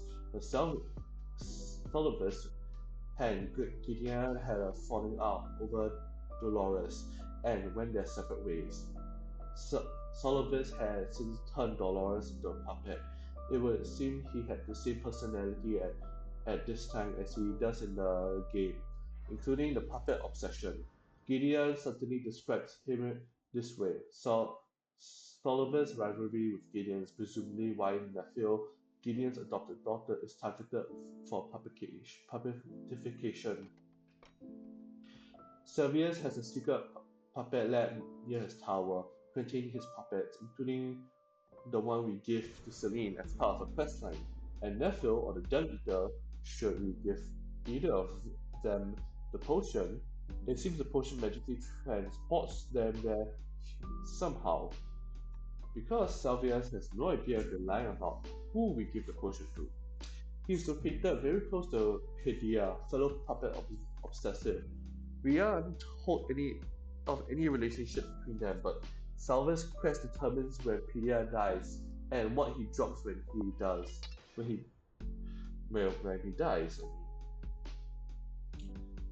We find Salvius dead after delivering the finger slayer blade to Rani. His corpse is posed like a puppet. Salvius has been a puppet all along, it's no surprise. But it does raise some questions. It could have been that he was being controlled by Piliad this whole time, but he seemingly displays too much of his own agency for that. And he is still able to speak. More likely, the body he inhabits is a vessel for his primal glintstone. As with Celine, once we transport her into a new body, but is Salvius the same is the name of the professor or the possessed? Oh, the possessor or the possessed. Near the entrance to the secret room in his lab, containing his personal belongings and the puppet, we eventually implant Celine's primal glintstone in it. It's written Salvius puppet, do not touch. The puppet is not made for Celine. The witch's glintstone crown was granted to any female scholar who has excelled in her studies, and the robe is a common academy robe. Rather, Celine says, with the bodies of Master Azur and Lassette's return, the academy can hone the primeval current. Yet the bodies are still in the same place we find them in. They give their armor sets if we return to them after completing the quest. Perhaps she meant their primal glintstones? She has some slightly different dialogue if you defeat Jaren before finding Lisette that may shed some light on this, but I haven't been able to find it. It is made for Salvius himself, perhaps to assume a new identity should he need flee. It's still there after we find him dead, so it's likely he perished along with his puppet. He has two more puppets that he sells us. Jar White and Finger Maiden's Theorolina.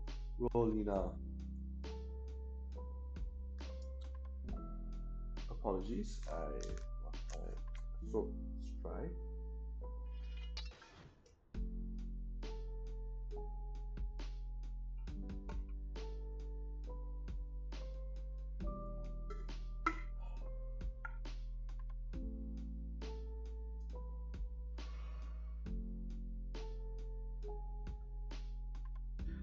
Sarosh, the Lord of Beasts. Before I became Godfrey's regent and helped him reign in his bloodlust, he would later become the aged counselor who guides the golden lineage, before ultimately being betrayed and killed by Godfrey. Sarosh may have something to do with the half-beast shadows of the Imperians. Shabiri, it is. I apologize. Shabiri, it is said that a man named Shabiri had his eyes gouged out as punishment for the crimes of slander, and in time, the blight of the flames of frenzy came to dwell in the empty sockets. The most reviled man in all history, as he believed to be the origin of the frenzied flame.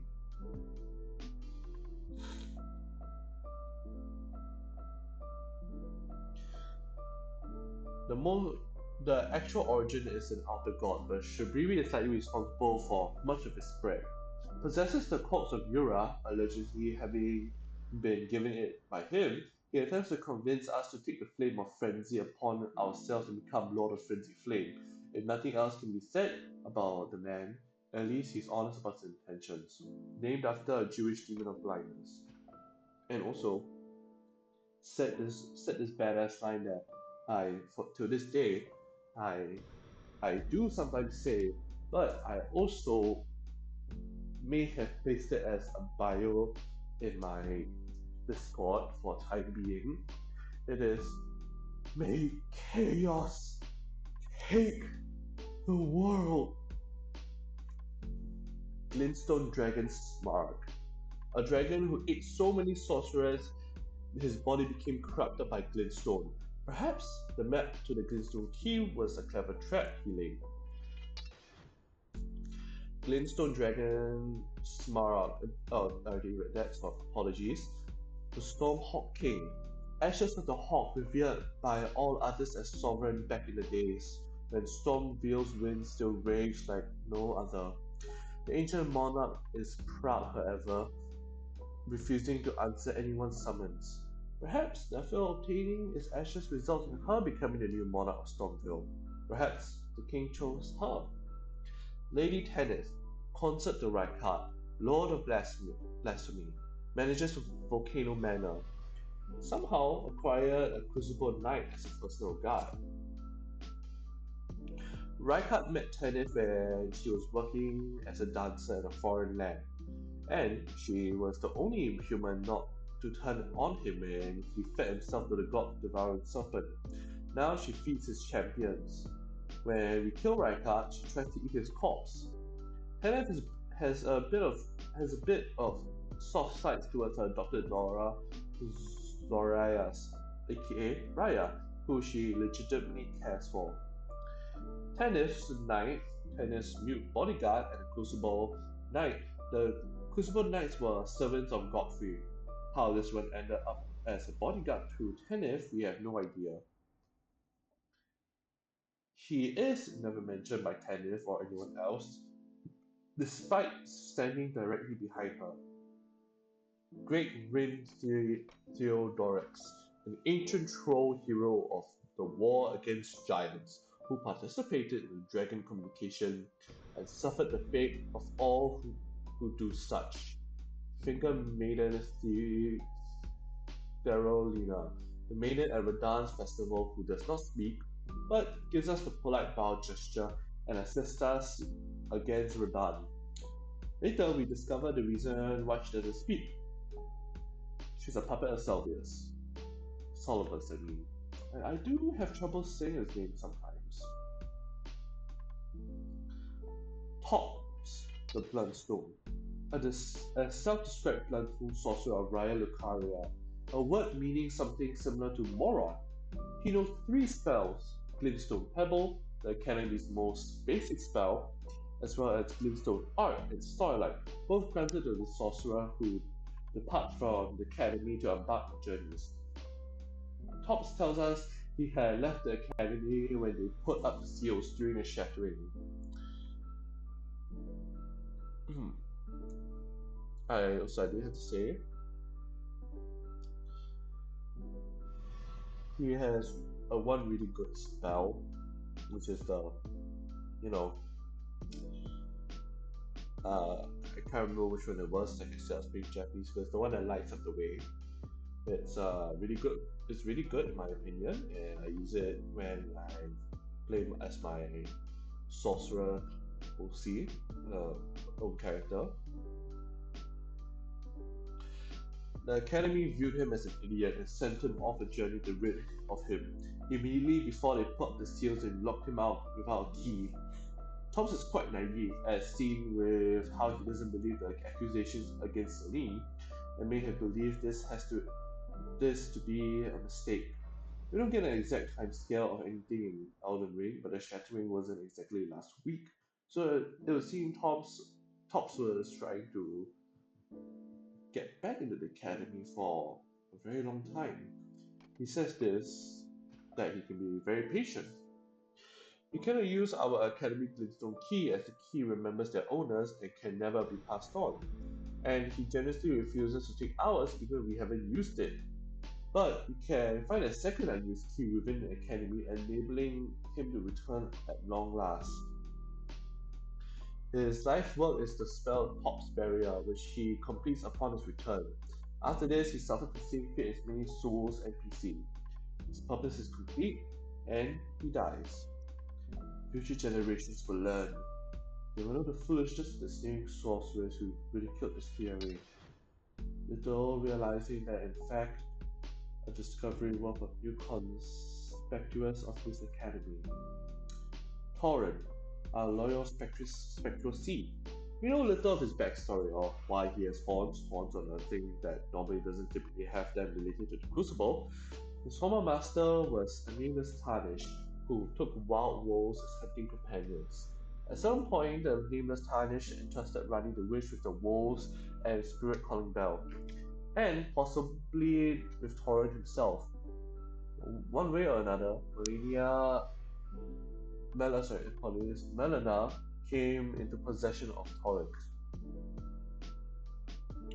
Great Horned Tragos, Rodan Festival participant and Volcano Manor target, wears the heaviest armor set in the game, the Bull Gold set, and wields the heaviest weapon, the Giant Crusher. Yet is still extremely agile. We can safely assume he possesses extreme strength. Kargolf is a famed knight of resistance, countless tarnish facing adversity in the lands between. He has survived ends only to the Great Horn once said.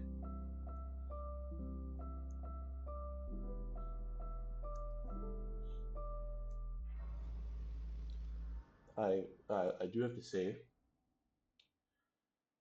I sometimes do like his armor, but sometimes do not. It's a bit 50-50 on me, but nothing can beat Havel the Rock's armor. Just saying. Perfumer Tricia, a perfumer who treated misbegotten omens and others seen as impure. Oh, other perfumers follow her example. The the body of one such perfumer can be found in the streets of Sage Ruins, Saint Trina, Sea Mikola, Vargam the Raging Wolf, and I like to say, my favorite set in the game, along with the Night Owl and the Lens of the Armor. But one of the first Tarnish of the Round Hope table who earned his name from the White Wolf pelt on his helm. He is Volcano Manor's assassination target and fights alongside Aaron sorcerer Wilhelm. According to the old legends, wolves are the shadows of the Empyrean, but never aspire such, to such state himself. Interestingly, he wields a Godslayer Greatsword, the sacred sword of the Dusk-Eyed Queen, though which he channels God-slaying Black Flame. It's very odd for two such swords to exist. White Masked Vera, faithful servant of Luminary Moog, and the man who coined the insult Maidenlust. He is the first NPC we meet and guides us in hope that we too will join Moog's dynasty. He's, he's also the first NPC that calls us bitchless. If we become his, if we follow his quest to the end, we can evade him after raising us to the indiscriminate killer. It seems he never thought we would try to kill him. You seek violence heedless of my warning, though you have raised to a knight of the dynasty. Of the surgeons that were abducted by the Lord of Blood, none were able to tame the accursed blood. None but Var. This is, though, he was an exception. Here comes one of my favorite NPCs of Elden Ring, and I do have to say his set looks cool. Festering Fingerprint, Vike Roundtable Knight Vike. None other Tarnish was closer to the throne of the Elden Lord than Vike.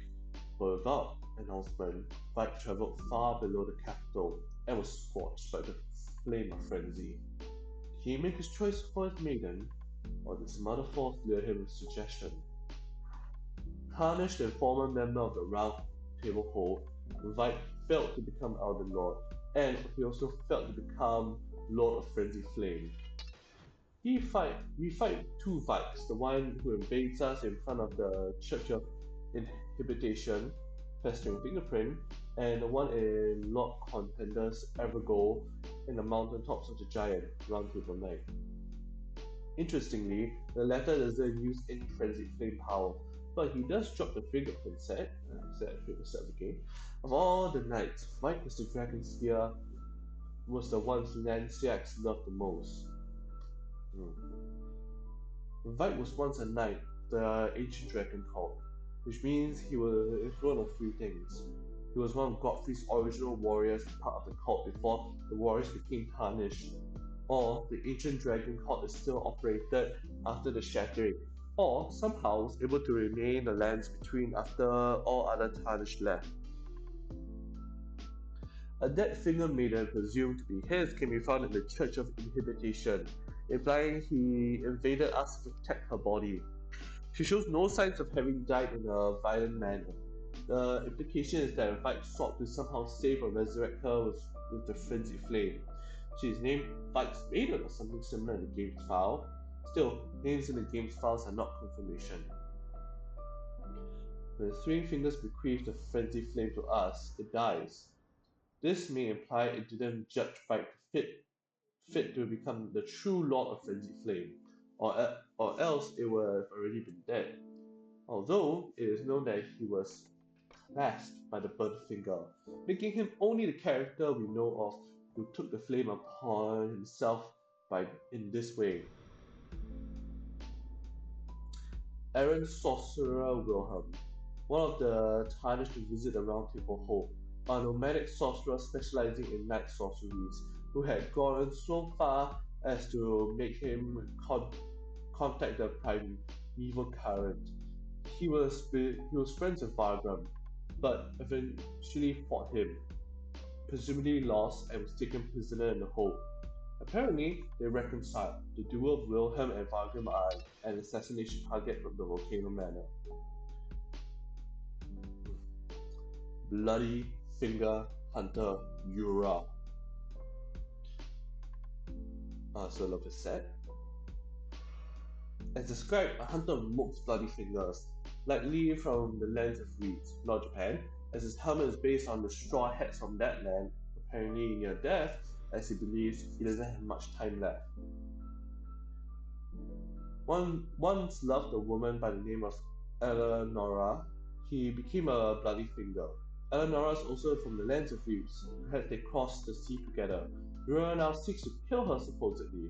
He tells us, don't let your emotions stay your blade, and to flee with Eleonora if we see her, which seems more like projection than advice. In fact, he soon, he soon after fails to take his own advice. He finds Eleonora and fights her, but is unable to kill her. And he dies, still believing she could be saved. Eleonora, it seems I'm no match for you, but I've learned a thing or two myself, you see. I sliced the finger off. Please, Eleonora, yield the cesspool no longer. Do not stain the immaculacy of your sword, your flesh, your fire. We kill her immediately afterwards. What she means by slice the finger off, I don't know. But we find his body once more atop the mountaintops of the giants, possessed by Shiburi, servant of the Flames of Frenzy. Shiburi claims that Yura gave his body to him. And you kill Shiburi, you do get the Ronin set, and I gotta say, it's worth it. It also looks good with the Great Helm. Soraya, aka Raya, scout for the Volcano Manor, adopted daughter of Lady Tanith, and secretly a serpent. Raya is the name she used. Oh, apologize. I did not see the pause there. She is a scout of the Volcano Manor, adopted daughter of the Lady Tanith, and secretly a serpent. Raya is the name she uses for her human form. We first meet her Lunaria. Her necklace is stolen by Big Boggart, a tarnished. She asks us to retrieve her necklace. Only he too is tarnished. If you're any qualms confronting your own, I shall find another. This kind of sets up seems like exactly how a scout for the Volcano Manor would search for potential recruits, but he really did steal her necklace. Actually, the unwanted child of an abhorrent birthing ritual, the details of which are left up to our own imaginations. Upon discovering this, she asks us to kill her. If we report back to Tanith, she gives us the tonic of forgetfulness. If we kill Zoria, she thanks us. If we leave her, she eventually leaves on a journey, seeking to carry on her mother's work. If we give her the tonic, she returns to Volcano Manor after Reinhardt's death, confused where everyone went. Regardless of how her quest ends, we deliver Dedeka's woes from her. The woman is the depicts was likely her real mother. It is said that this woman named Dedeka indulged in every form of adultery and wicked pleasure unimaginable, giving birth to a myriad of grotesque children.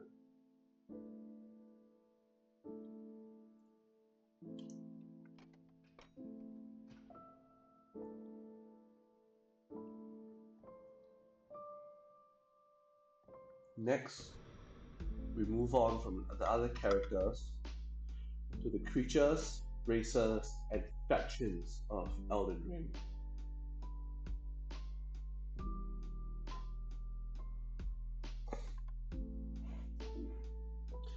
Abductor Virgins, also known as Iron Virgins, an obvious reference to the Iron Maiden. Alternatively, it's possible that the Abductor Virgins are the ones that can abduct you, whereas the normal Iron Virgins merely exist to kill. Machines containing and possibly operated by strange fleshy creatures that grapple you. They can wield chain axe things and spiked wheels. The latter inspired by Inquisitor Giza's signature weapon. The Iron Virgins are found nearly everywhere in the game, likely put there for the shattering to capture Tarnished. They and their cousins, the Flame Chariots, may have originated in Lunaria as creations of the Academy of the Carrions. Many destroyed ones can be found there, and the abandoned cave in Caled, for some reason unknown, also contains many destroyed Iron Virgins. Academy of Raya Lucaria, a school of sorcerers in Lunaria, originators of glintstone sorceries, once controlled by Renala, but rebelled when against the Carrions when Radagon left her and lost her mind. The Knight of the Cuckoo worked for them. Mad sorcerers who make contact with the primeval current, known as the primeval sorcerers, would gather other sorcerers to fashion into cores of the stars. Some sorcerers are relieved by the Academy for obvious reasons. What is the primeval current? That shall remain a mystery.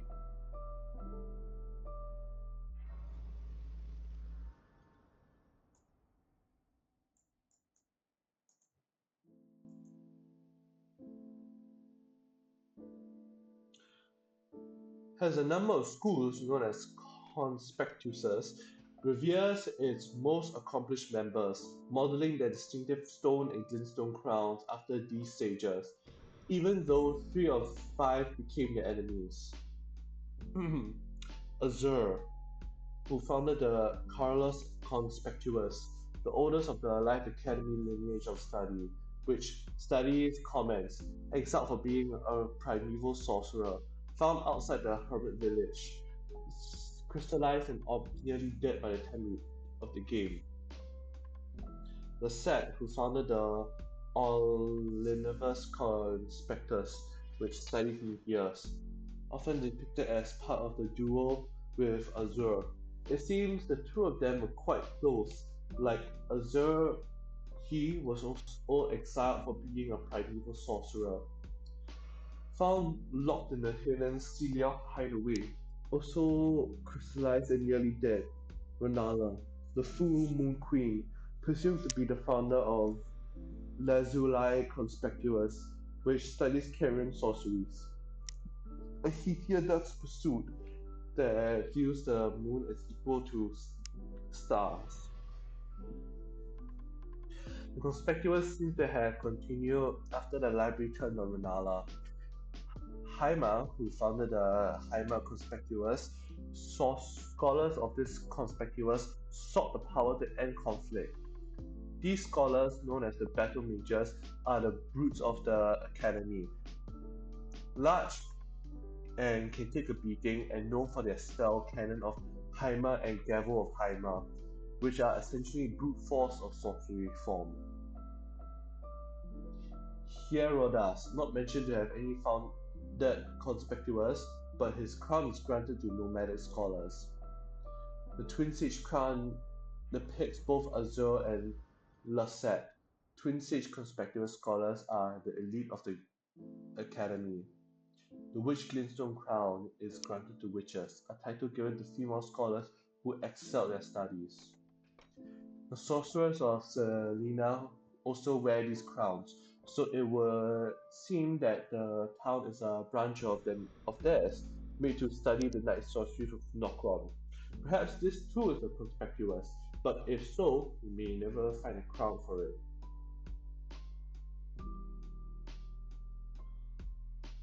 Other notable members include Celine and Tops, Albalaster Lords, a race of ancients with skin of stone who were said to have risen to life when a meteor struck long ago.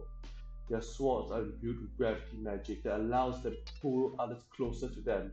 One was mentored to Rodan, while Star-Scourged greatswords have a similar power.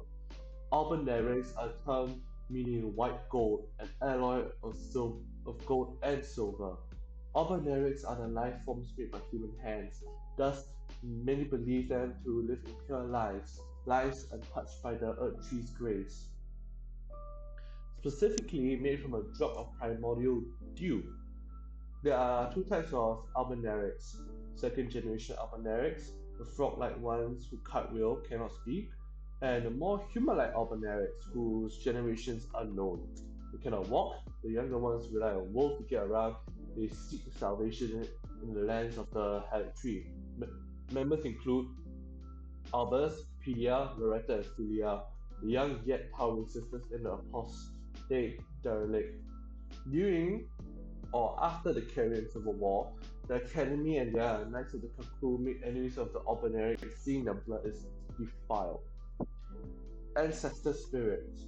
Giant deer-like creatures covered in horns, central to the faith of the ancestral followers.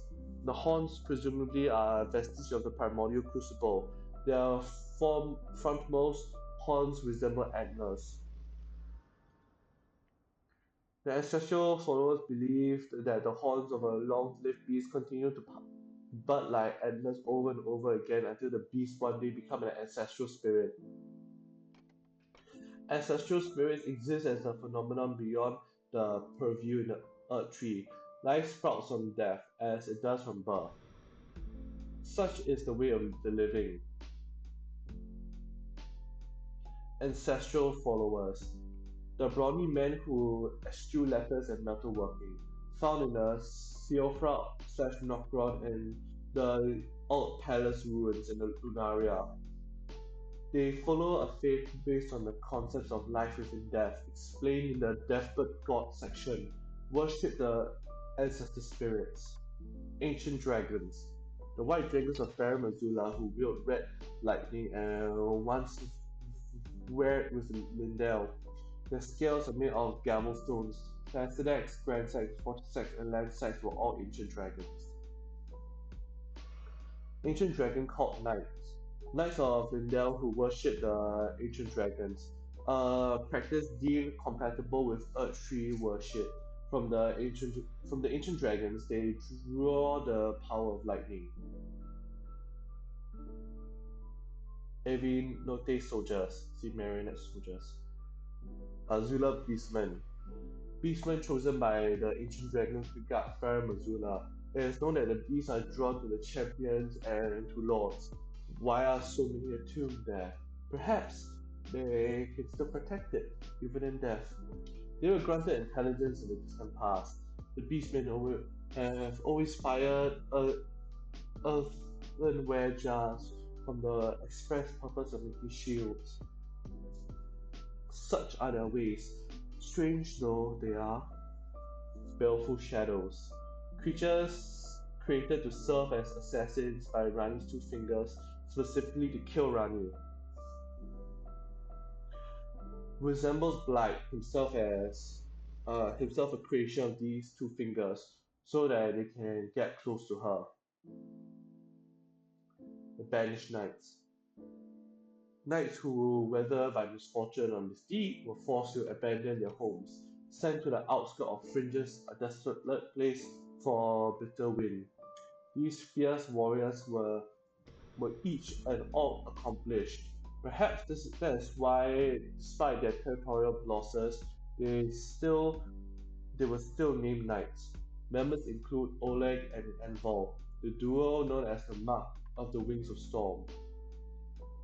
Basilisk, infamous filth-dwelling enemies from Dark Souls, return exactly as they were, except this time their death breath doesn't curse you after you die to it.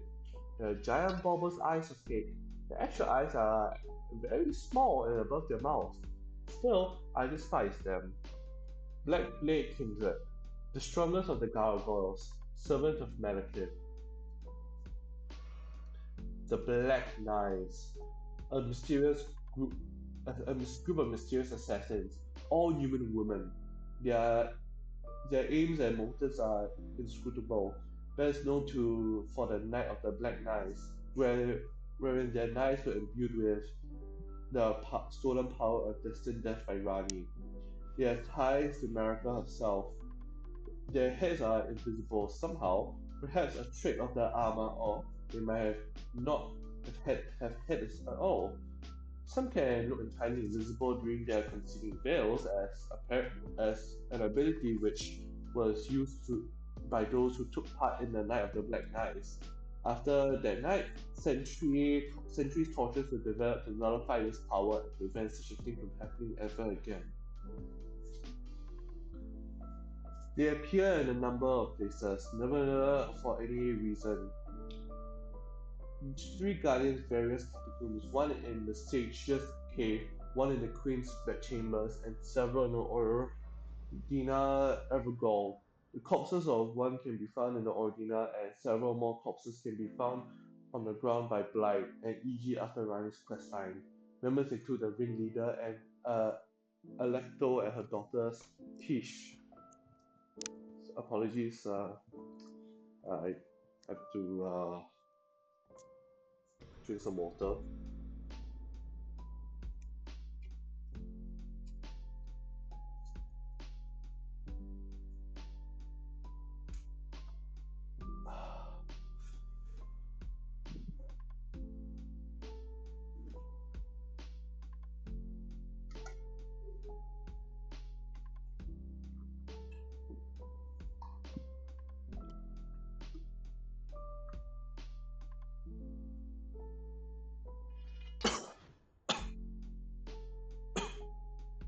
Apologies.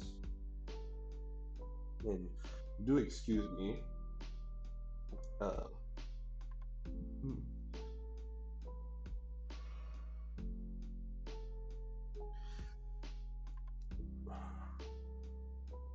They appear in numbers of places, never for any known reason. Three guarding various life catacombs, one in the Sage's Cave, one by Queen's bedchamber, and several in the Ordina Evergaol. The corpse of one can be found in Ordina, and several more corpses can be found on the ground by Blight and Ichi after Rani's quest. Members include ringleader Alecto and her daughter Tish. The Black Flame Monks, traitors to the Fire Monks who came to serve the Godskin Apostles, and wield their God-stained black flame. The, the monk Amon was the first to turn traitor. Bloodhound Knights, strange dog-like knights who never speak. They choose a master and typically remain loyal to them for life. Expert hunters and trackers. Bloody Fingers, followers of Moog Dynasty, and really anyone who invades using a bloody finger item. Killers for killing's sake. Carrion Knights, Knights of the Carrion royal family, numbered less than 20. Skilled with both sword and sorcery, and all sworn to Renala's full moon. Members include Moon Moongrum, human, Loretta, an Albaneric who later left for the Hylic Tree, and Bowles, a troll who was locked in the Evergold. We see a few other nameless troll knights. Jaren also served alongside them for a while.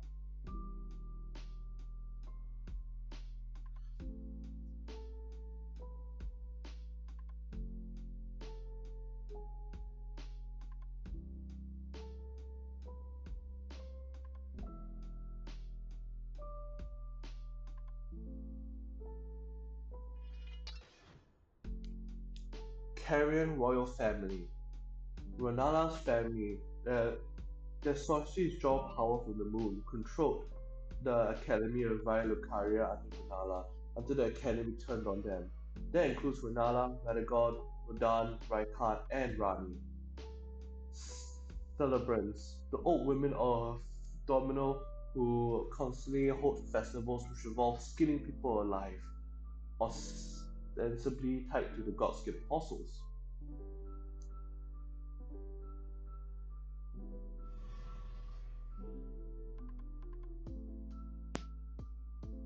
Cemetery shades, insect-ridden gravekeepers, catacombs bosses who teleport, company of the fallen hawk, soldiers who once ordered to export Nokron who became lost and degenerated in a short, pale, emaciated beings we find them as, use ghost flames and great shields.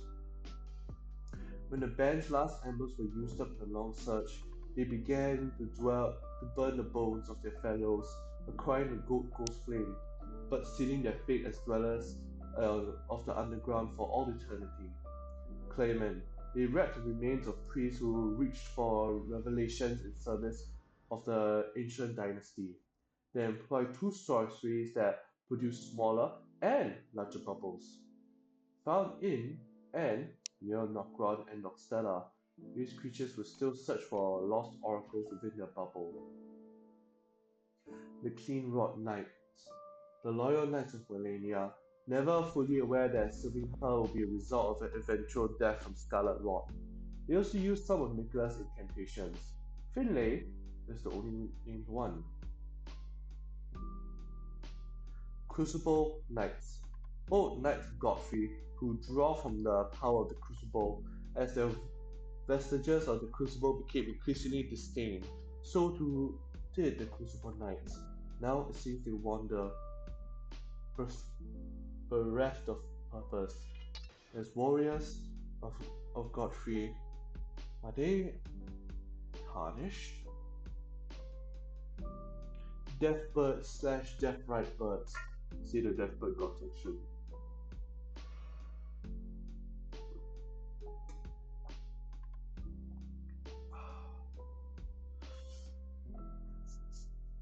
Crystallians, ignorance being of crystal and originators of crystal sorceries. These ancient beings possess a faint but intricate intellect known as wisdom of stone. They are allies of beings possessed by a, a faint but intricate intellect known as the wisdom of stone. They are allies of the sorcerers and cleave close to the ideals of the primeval current, whatever that means, still vulnerable to the Scarlet Rot despite their ignorance nature. Demi-humans, eight black creatures, semi-intelligent but become feral after nightfall. The bigger ones are chiefs and the biggest ones are queens, described as the mothers of whole tribes. The queen were once given glintstone slaves by sorcerers to foster peace. Bok is the only notable member. Depraved perfumers.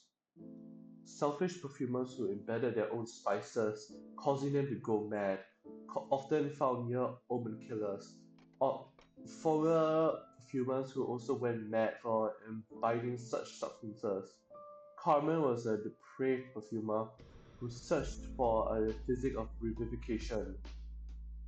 Depraved perfumers are plainly in league with jar poachers. Dragonics, the stony face of the people of the ancient dragons, among whom life is typically short, only mentioned in the character creation, though some NPCs might be Dragonics. Dragonic Tree Sentinels. Tree Sentinels who use the power of the ancient dragons, described as misshapen and malformed, yet they still serve the Earth Tree. After the great ancient dragon Grand Sex attack, the Sentinels had an epiphany. The only way to truly protect the Earth Tree was to become dragons themselves. Dragon-hearted, they are the dragon communion partakers. Dragonic soldiers. Creatures created by the Eternal City sleep underground. They seem to be sort of crossbred of trolls and dragons. Alas, Dragonkin soldiers were never attained immortality and perished as decrepit, pale imitations of their skyborn kin, the Drake Knights. Knights who spend their lives pursuing the strength of dragons for the sublime beauty and inspiration of all. They hunt dragons and participate in dragon communication, cursing them to be eventually transformed into Rim. They are designated Drake Knights from birth and never speak. Alonera is or was a Drake Knight, and seemed to be the only one in the game. Duelists, brawny men driven from the Colosseum. The practice of ritual combat died out by the time of Radagon. Perhaps these men are remnants of this time. Some of them may have taken up defending the catacombs, many of them corrupted by the Scarlet Rot. Earth Tree Avatars. The tree-like protectors of the minor Earth trees, they wield large ceremonial staves. Those corrupted by Scarlet Rot are known as Putrid Avatars. However, they can perform their duties protecting the minor Earth trees, even festering with rot.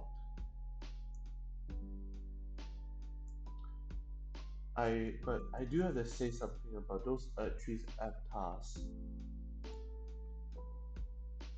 Fuck them. Oddly, the design of the rock-corrupted putrid staff is different than that of its non-corrupted version, the staff of the Avatar. The Avatars emerging in the wake of the Elden Ring shattering were determined to protect the withering Earth Tree's offspring. The Earth Tree's burial watchdogs, constructs created to defend the catacombs. Like the Imstay command, apparently quite customizable. They come with one head or three heads, a great sword or staff, and attuned to any element. Grave robbers have apparently stolen the magic pupil from every single one of the great swords, and not a single one of the stars. Though decorated with the Watchman's Eye, pupil was taken by robbers and is now hollow, leaving the sword a merely lump of stone. Earth Tree Guardians, defender of the Earth Tree and minor Earth Trees, combat experts who may be part tree. In accordance with an ancient text of the Earth Tree, it is said that their deaths led not to destruction, but instead to renewed eternal life as guardians. Exiles, soldiers sent to the penal colonies, recognized by a red cloth that covers their head and armor. Falling star beasts, monsters who monsters from space that look like rocks, bull scorpion things. That's what that text says, not me. They grow a single eye upon reaching maturity, with other space creatures. Fia's companions, the spirit of warriors embraced by Fia while they lived, including Rogia, Lionel, and called forth to defend her. Finger Creepers, the 12-finger hand monsters, apparently evolved from an ancestor which is somewhat more disturbing than being made artificially. The larger ones used by carriers for war or self-defense were given magical wings. They were. Hmm, how do I put this? When I first encountered them, I that I said, fuck this shit, I'm out, and I'm not dealing with them. That was until I found out I needed to go through them to do Rani's quest. The Great Sword was worth it in the end. The Fire Giants, the race of red-haired giants of varying sizes, with fire powers that once tended the flames of ruin. They, con- they conquered the mountaintops from the ice giants and built their forge atop Flame Peak, but the forge was a threat to the Earth Tree, and so America waged war against them and killed most of them. Their god still fell with still the fell god still lives within them. and their incantations, fire monks and flame guardians. Guardians of the giant's flames. Thought, though taught to fear it, many seem to fall for its allure. What's alluring about a big fire? Perhaps the fire gods is associated with formless serpents, a group of assassins who assassinated people with flying snakes. Likely, some have relation to the volcano manor. In addition to the snake theme, their bow is found in the abandoned caves near the Iron Virgins, the ruined ones, gargoyles, large beings seemingly constructs with their missing part mended with corpse wax. They serve Malekith the Black Blade, even the ones who aren't Black Blade kindred.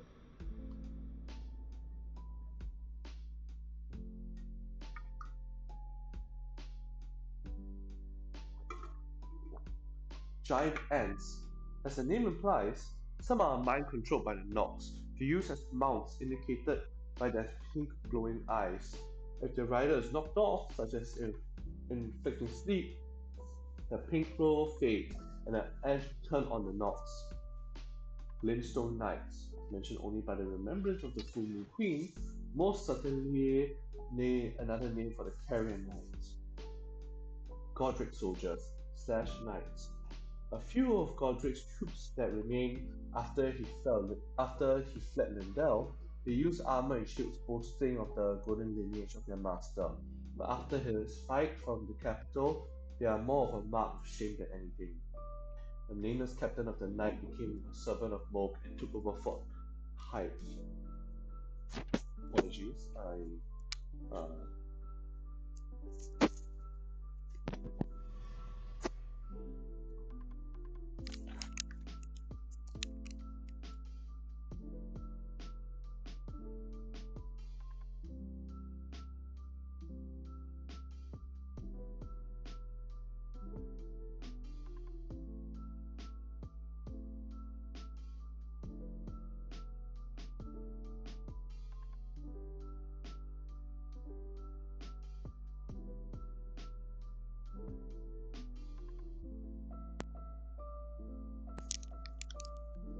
apologies. Uh, I I accidentally spilled my water. Codskin Apostles, ancient followers of the dusk-eyed queen with stretchy flesh. Most of their outfits and tools are made out of human skin. They wield the god-slaying black flame and hunt the gods. But the true power of the flame was lost to them after Malekith defeated the queen and sealed away destined death. The true black flame has a red tint to it, seen when it was used by Malekith and his kindred and the Black Knives. Godskin nobles are the most ancient apostles who are said to have assimilated in human psychology. Not unlike the Crucible, the Earth Tree in its primordial form, they have lizard-like tails and participate in a god hunt. It is unclear that they have ever successfully hunted a god. Golems, giant guardians of stone crafted by a civilization now gone to ruin. The grafted scions, or scions, abominations made from tarnished parts by Godric or Godfrey, probably, called a spider by Roderica, whose men were killed and made into one. One of them appears to in Mount Glemere for reasons unknown. Perhaps Godfrey fled there. They also have child heads for some reason. Hellic soldiers slash knights, servants of Nicola and his Hellic tree, who believe in the dreams it once represented. Despite its failure, many are willing to sacrifice themselves for it. Their armor is decorated with unalloyed gold. Loretta became a high-ranking knight for the Hellic tree after leading Carrier.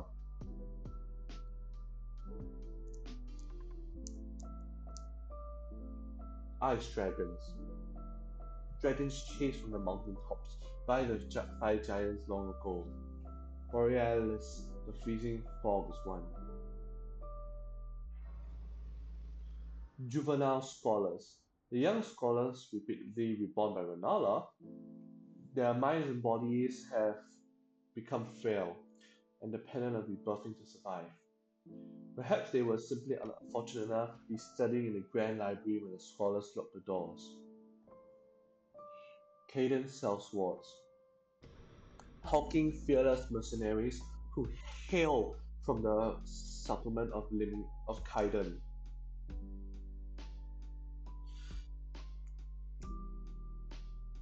Apologies. Oh.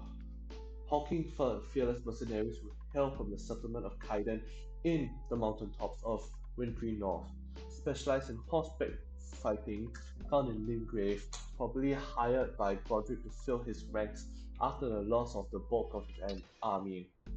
Kindred of Rot, aka pests. These children are worshipped by these children and worshippers of the Scarlet Rod rejected by millennia.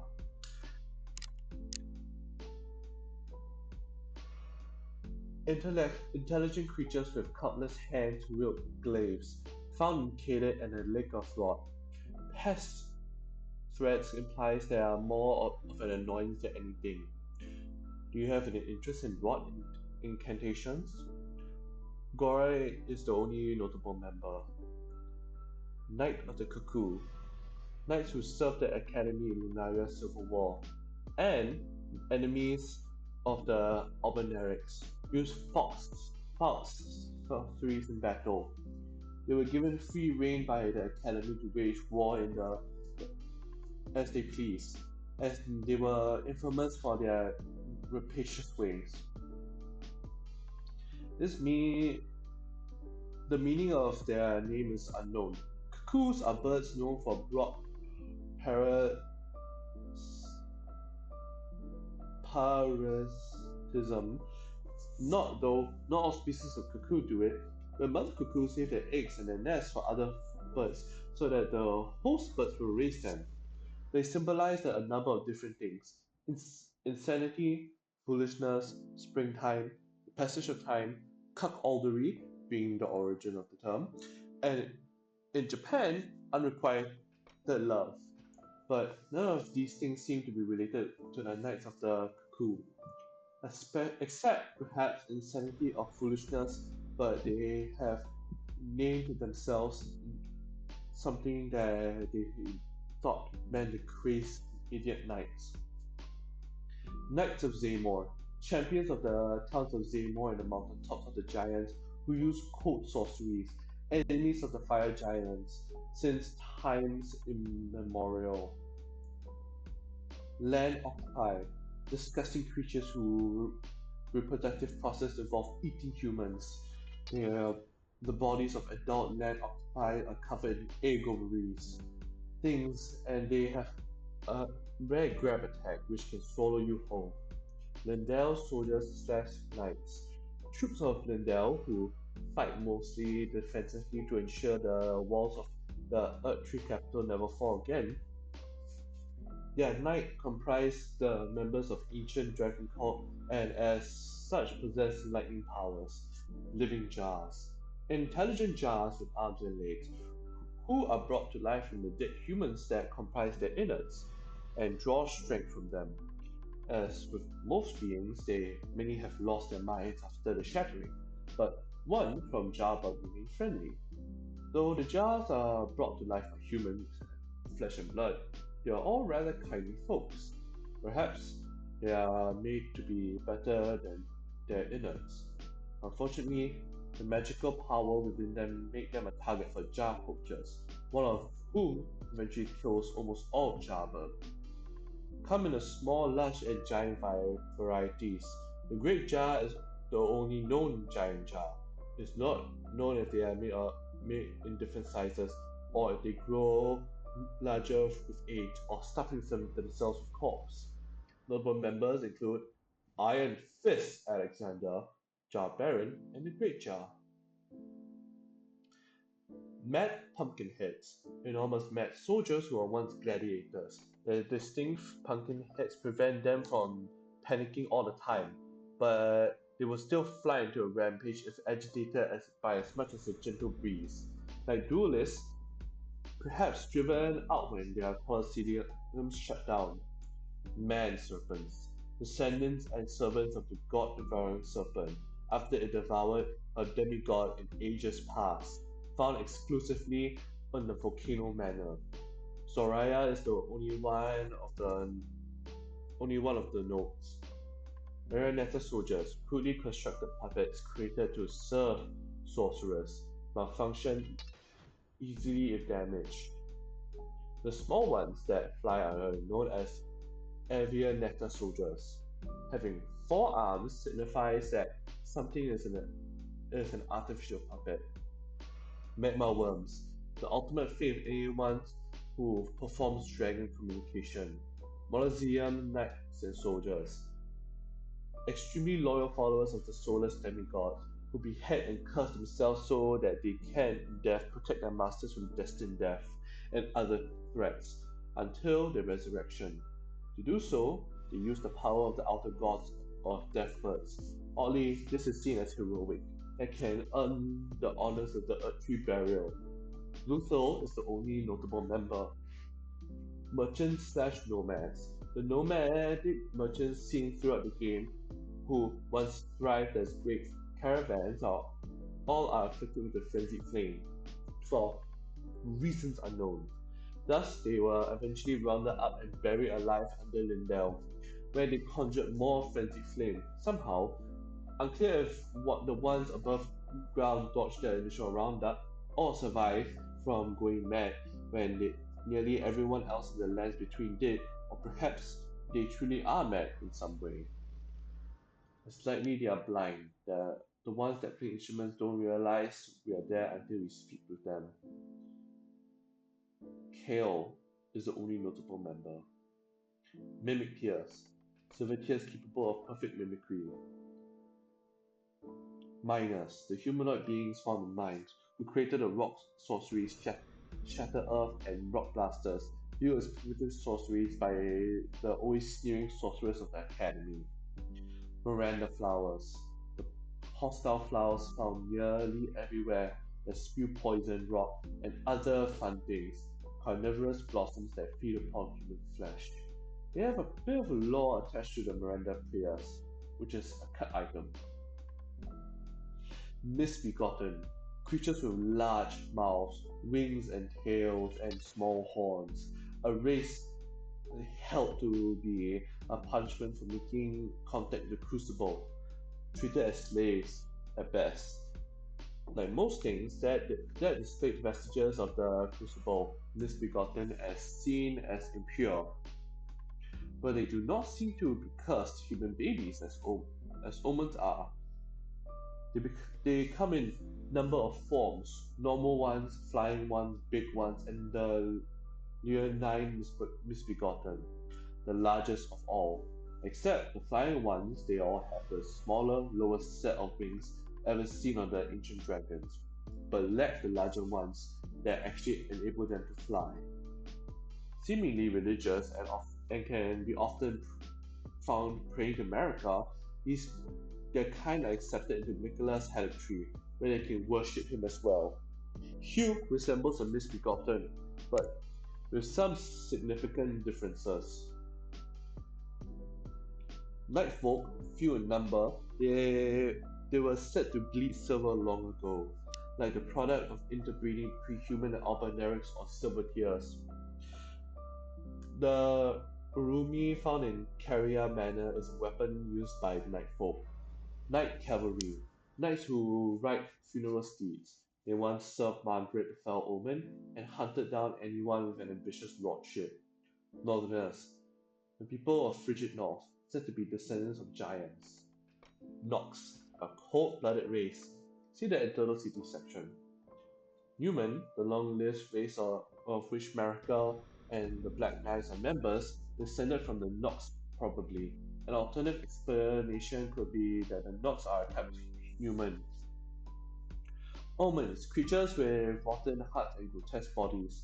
These unfortunate souls are born afflicted by a formless mother curse. and here being covered in horns, a vestige of the crucible. Omen babies usually have their horns removed, killing which killed most of them. Hornless moments have sores where their should be, implying that they probably torn out of their flesh rather than cut, as some of Morgoths are.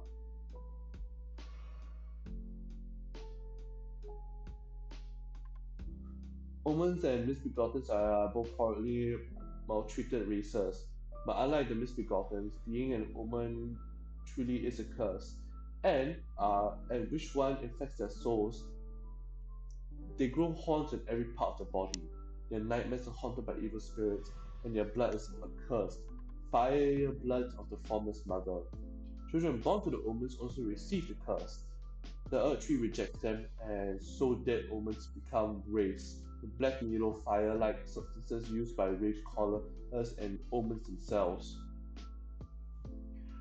Omens are Omens born of royalty do not have their horns removed, but instead are imprisoned underground forever, which seems to be a state of most omen who survive childhood regardless.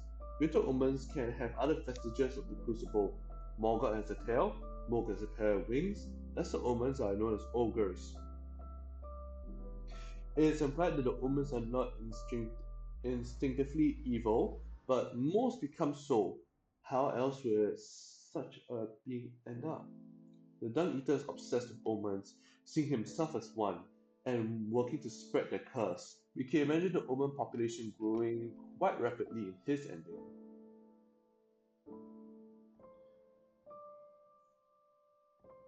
Apologies, I have to go to the bathroom. I'm having stomach issues.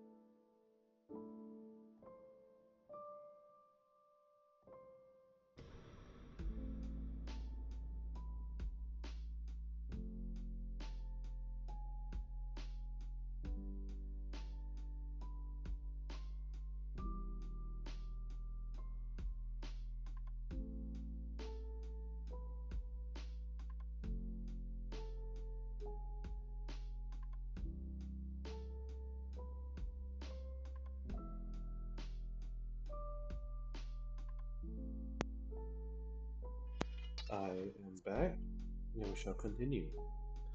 Omen killers, large men who hunt omens. The first of them, Rollo, embedded with physics to rid himself of emotion, thus enabling him to attack his nightmarish labor.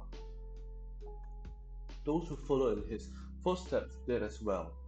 They're deranged men of twist conscious. Their masks are modeled on the evil spirits that hunt the nightmares of the omens. Onyx lords, the race of ancients with skins of stone who were said to have risen to life when a meteor struck long ago. Their backstory is the same as Alabaster Lords, who are virtually identical except for the color of their skin.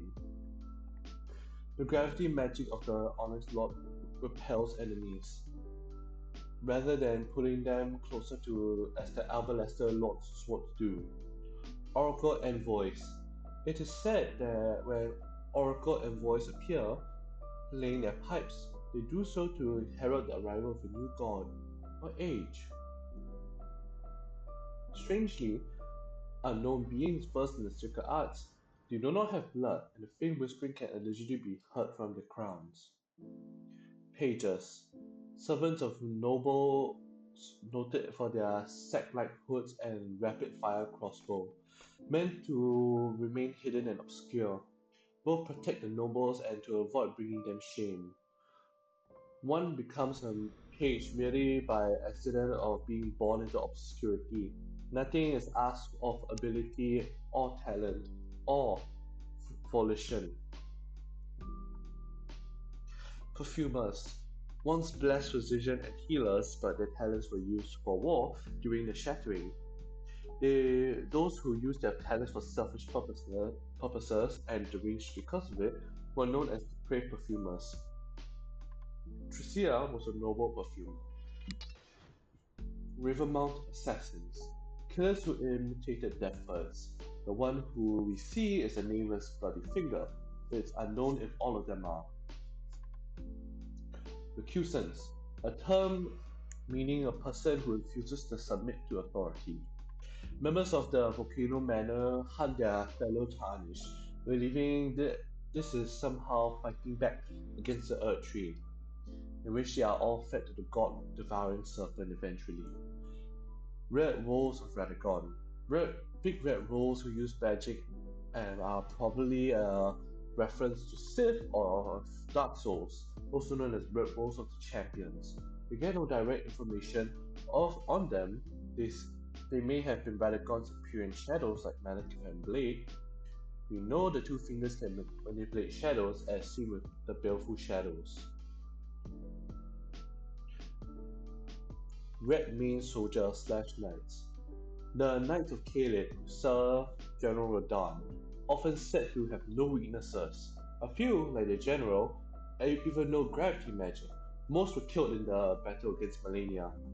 Orca is the longest serving and only notable member. Reedlanders, the people of the Land of Reeds, the Japan of Elden Ring world, includes Yura, Okina, and likely other NPCs.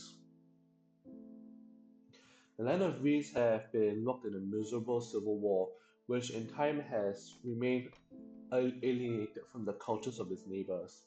Little wonders that the nation has succumbed to the blood-soaked madness, or so it is said. Revenants, the horrible many-armed things that scream. The Royal Revenants is the boss version of them. The smaller ones worship the Revenants and call wraiths using their wraith-calling bells. I could not find any other information on the Revenants. There's a Sekiro enemy that ended up in Elden Ring somehow, and I truly hate that.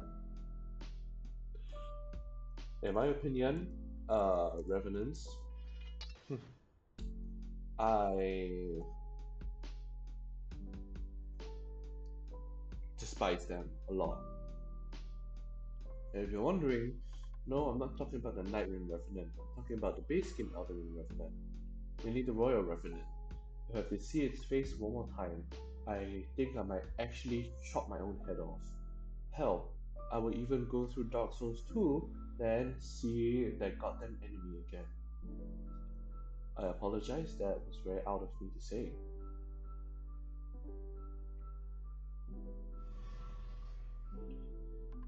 Round Table hold assassins, old servants of the Two Fingers who work in silence from the shadows and hunt down tarnished who had strayed from grace. Krampus was their leader. Relief, Rely, the idea was a member.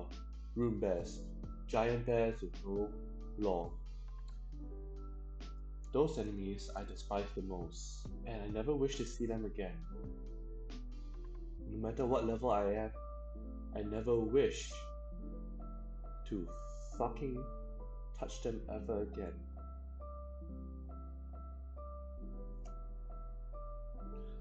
Sanguine's Noble, or Sanguine Nobles, servants of Mope and are equally delusional. Note for their ability to move through pools of blood. The grand metallic patterns on their shoulder is a signifier of the noble rank they intend to claim upon the advent of their new dynasty. They are working on to install. Celian sorcerers. Sorcerers from Celia, town of sorcery, in Caelid. Probably a branch of the Academy of Raya Lucaria as they wear the same Flintstone crowns. They are masters of night sorcery based on the sorceries of Nokron. The Celian sorcerers were assassins and it is said they often hunted their fellows. Though Radan studied sorceries in Sicilia, his mentor was an alabaster lord with skin of stone, and learned gravity sorceries rather than night sorceries. Silver tears, blob-like blob-like creatures reborn time and time again by the Nox in their attempt to forge life and a lord.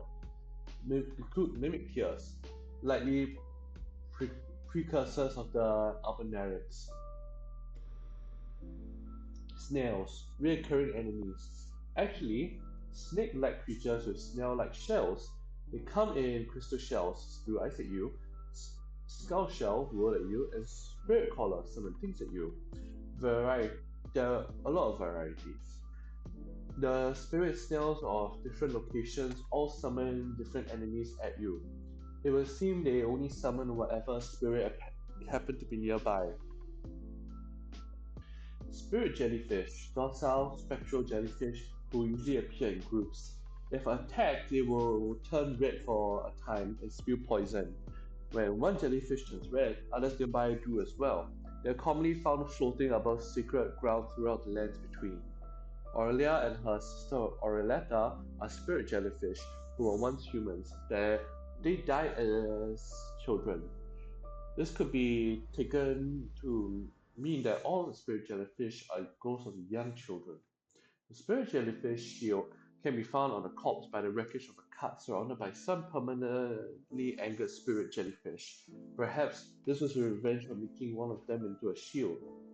Starcrawlers, weak, uncommon enemies found digging near craters in search of gravity stones. Stormhawks, intelligent birds who inhabit Stormville and Ferrum Azula, peaked long ago when the true storm raged over Stormville, and they were ruled by the Stormhawk King. Long after this, when their power had long waned, Stormville Castle was taken by Godric. The Stormhawks living there either fled or were made to serve him, and had blades grafted to their feet. It would seem humans lived among them, as Stormville Castle is obviously not designed solely for birds. Those who live in death, ghostly skeletons associated with Ghostflame, accounts of their origins conflict. Items they items claim they are the grotesque fate of those who come in contact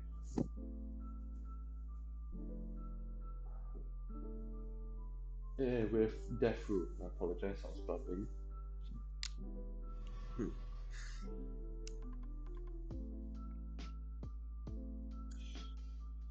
Roger says they happen to touch the floor in the Golden Order. The ghost outside their death-touched catacomb says they refuse to call the call of the Earth Tree. Whoever they are has to do with the Death Bird God, their pits of death, death root and desire designated death. Oh, apologies, destined death, not designated. Dead souls normally journey to the earth tree through the great tree's roots, now infused with death and connected to the Prince of Death itself. Anyone who would follow them risk making contact with it. The D twins hunt them down. Fia considers herself one of them, but is not dead or a skeleton.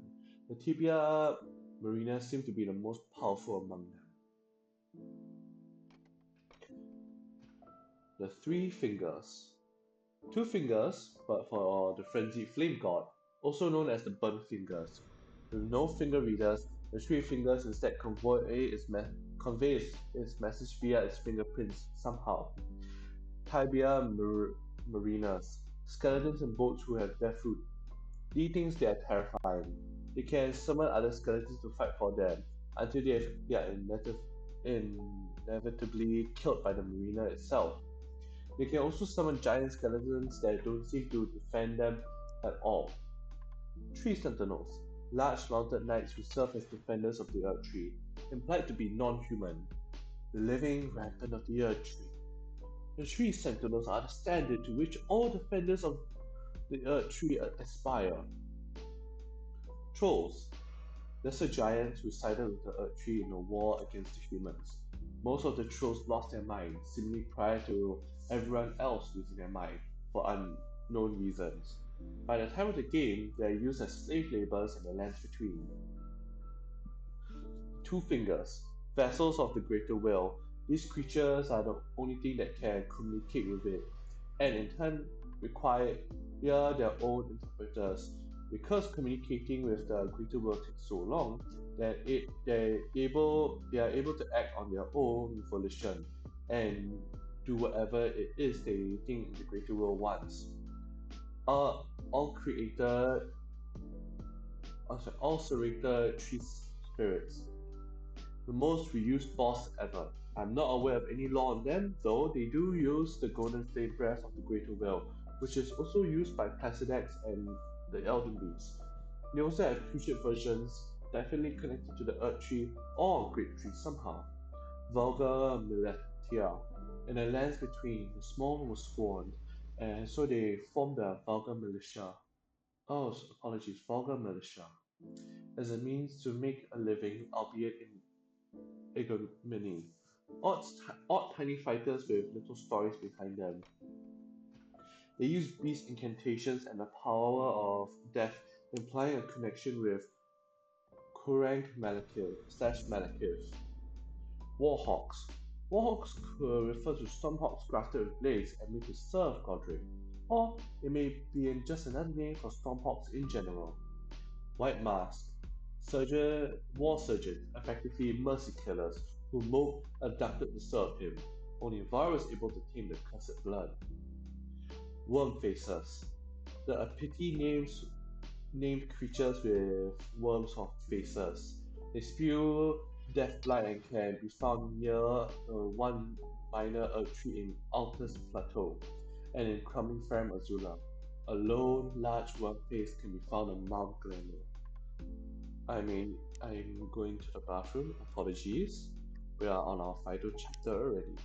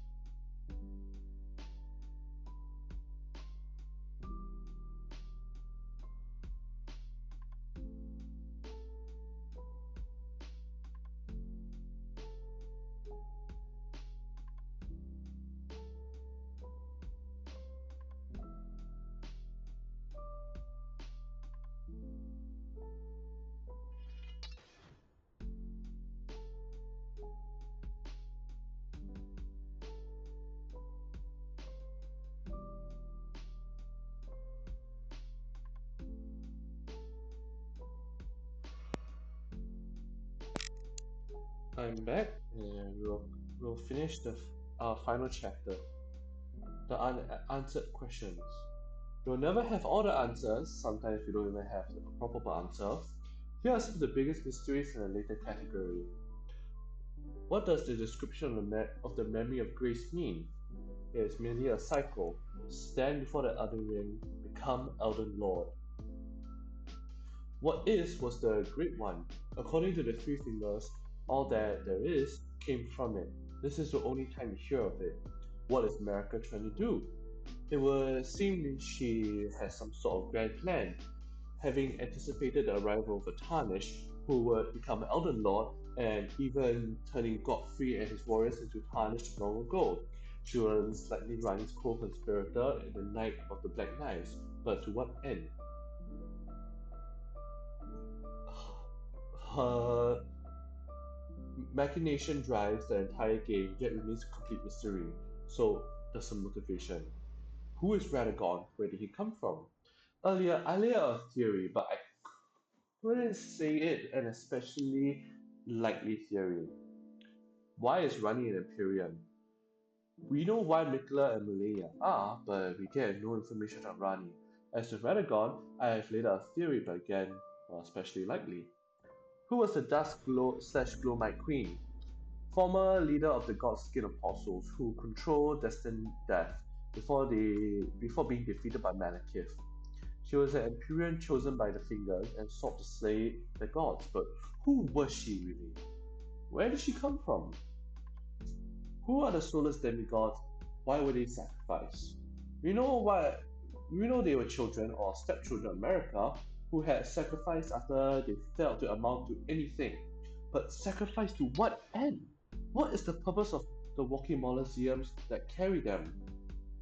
It will make sense that they will leave little record of their existence, but it's strange that they will leave virtually none whatsoever. What is Renala's full moon or Rani's dark moon? Are they both just phases of their normal moons? Is Rani the black moon of Noxtella? If even if they are, it still leaves their nature a mystery.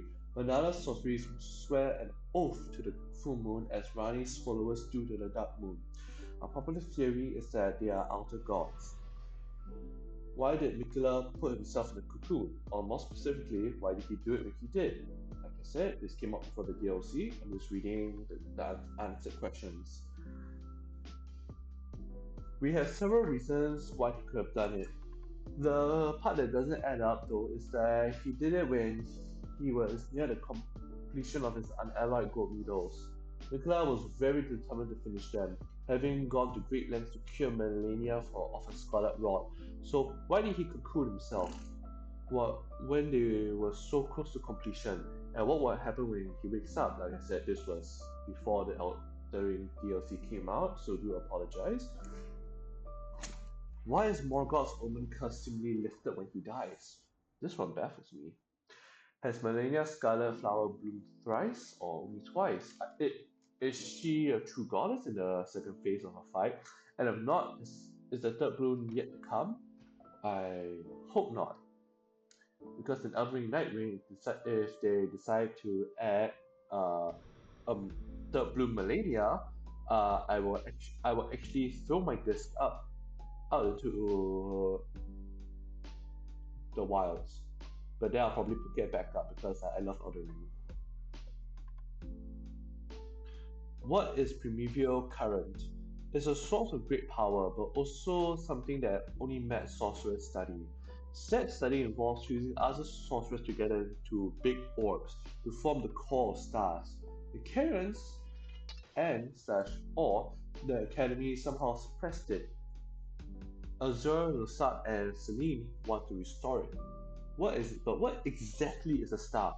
Our it says our powers draw from the powers embedded in glintstone. But what is the nature of such power? Glintstone is the ember of the cosmos. Golden ember contains the remnants of ancient life and houses vitality. While glintstones contain residual life and thus the vitality of the stars, it should not be forgotten that glintstone sorceries is the study of the stars and their life therein. The guide fate in some mysterious way are sometimes associated with outer gods, things live in them. They are enable sorceries. The Elden beast arrive on a star, but Esther is referred to as a star in and of itself. That's all we know. What's the purpose of a divine tower? They each have a dead two-finger arranged atop them, except the Lunarian one, which is accounted by Rani's quest. All six are arranged in a perfect circle, and for the center of this circle is obscured by fog and and a cloud on the map. From atop any divine tower, we can see above the fog to the other towers, so we can at least ascertain that there is no tower in the center, unless it's underwater or something. The two fingers of the round table hold does not have any tower as far as we know. What's the strange person duplication surrounding the frenzied flame? Irina slash Hayata, Vibe, Moe, and possibly Yura are all cloned. Somehow. For that matter, why does Shibiri possess Yura? He's most likely telling the truth, or at least a semi-truth, when he says that Yura gave him his body.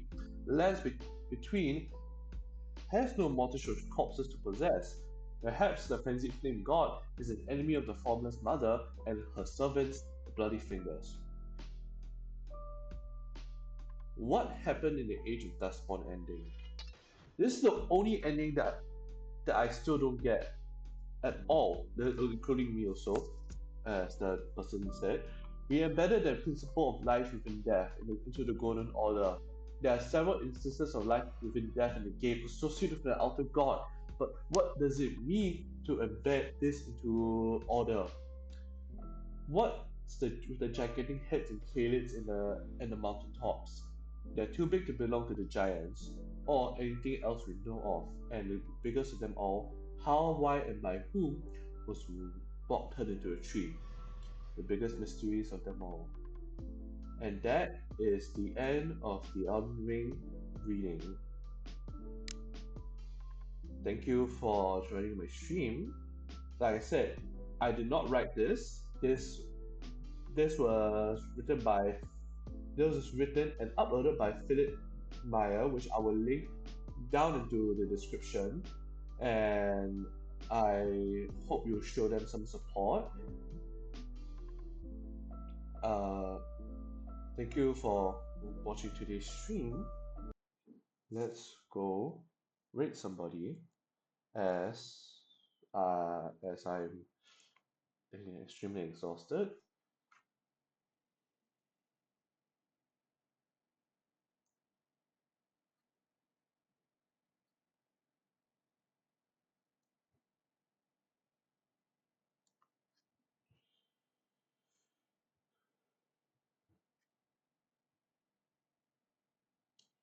I hope you find my Elden law uh, law talking interesting, and if you do, um, I will be doing more of this in the future. So, well, it won't be all about Elden Ring, but I will be doing it with other games. That is, if I can find uh, if I can find pre-written law about it, as I'm not good with law. But thank you for listening, and uh, thank you for listening to today's stream, and I hope you enjoy this VOD for my subscribers on YouTube.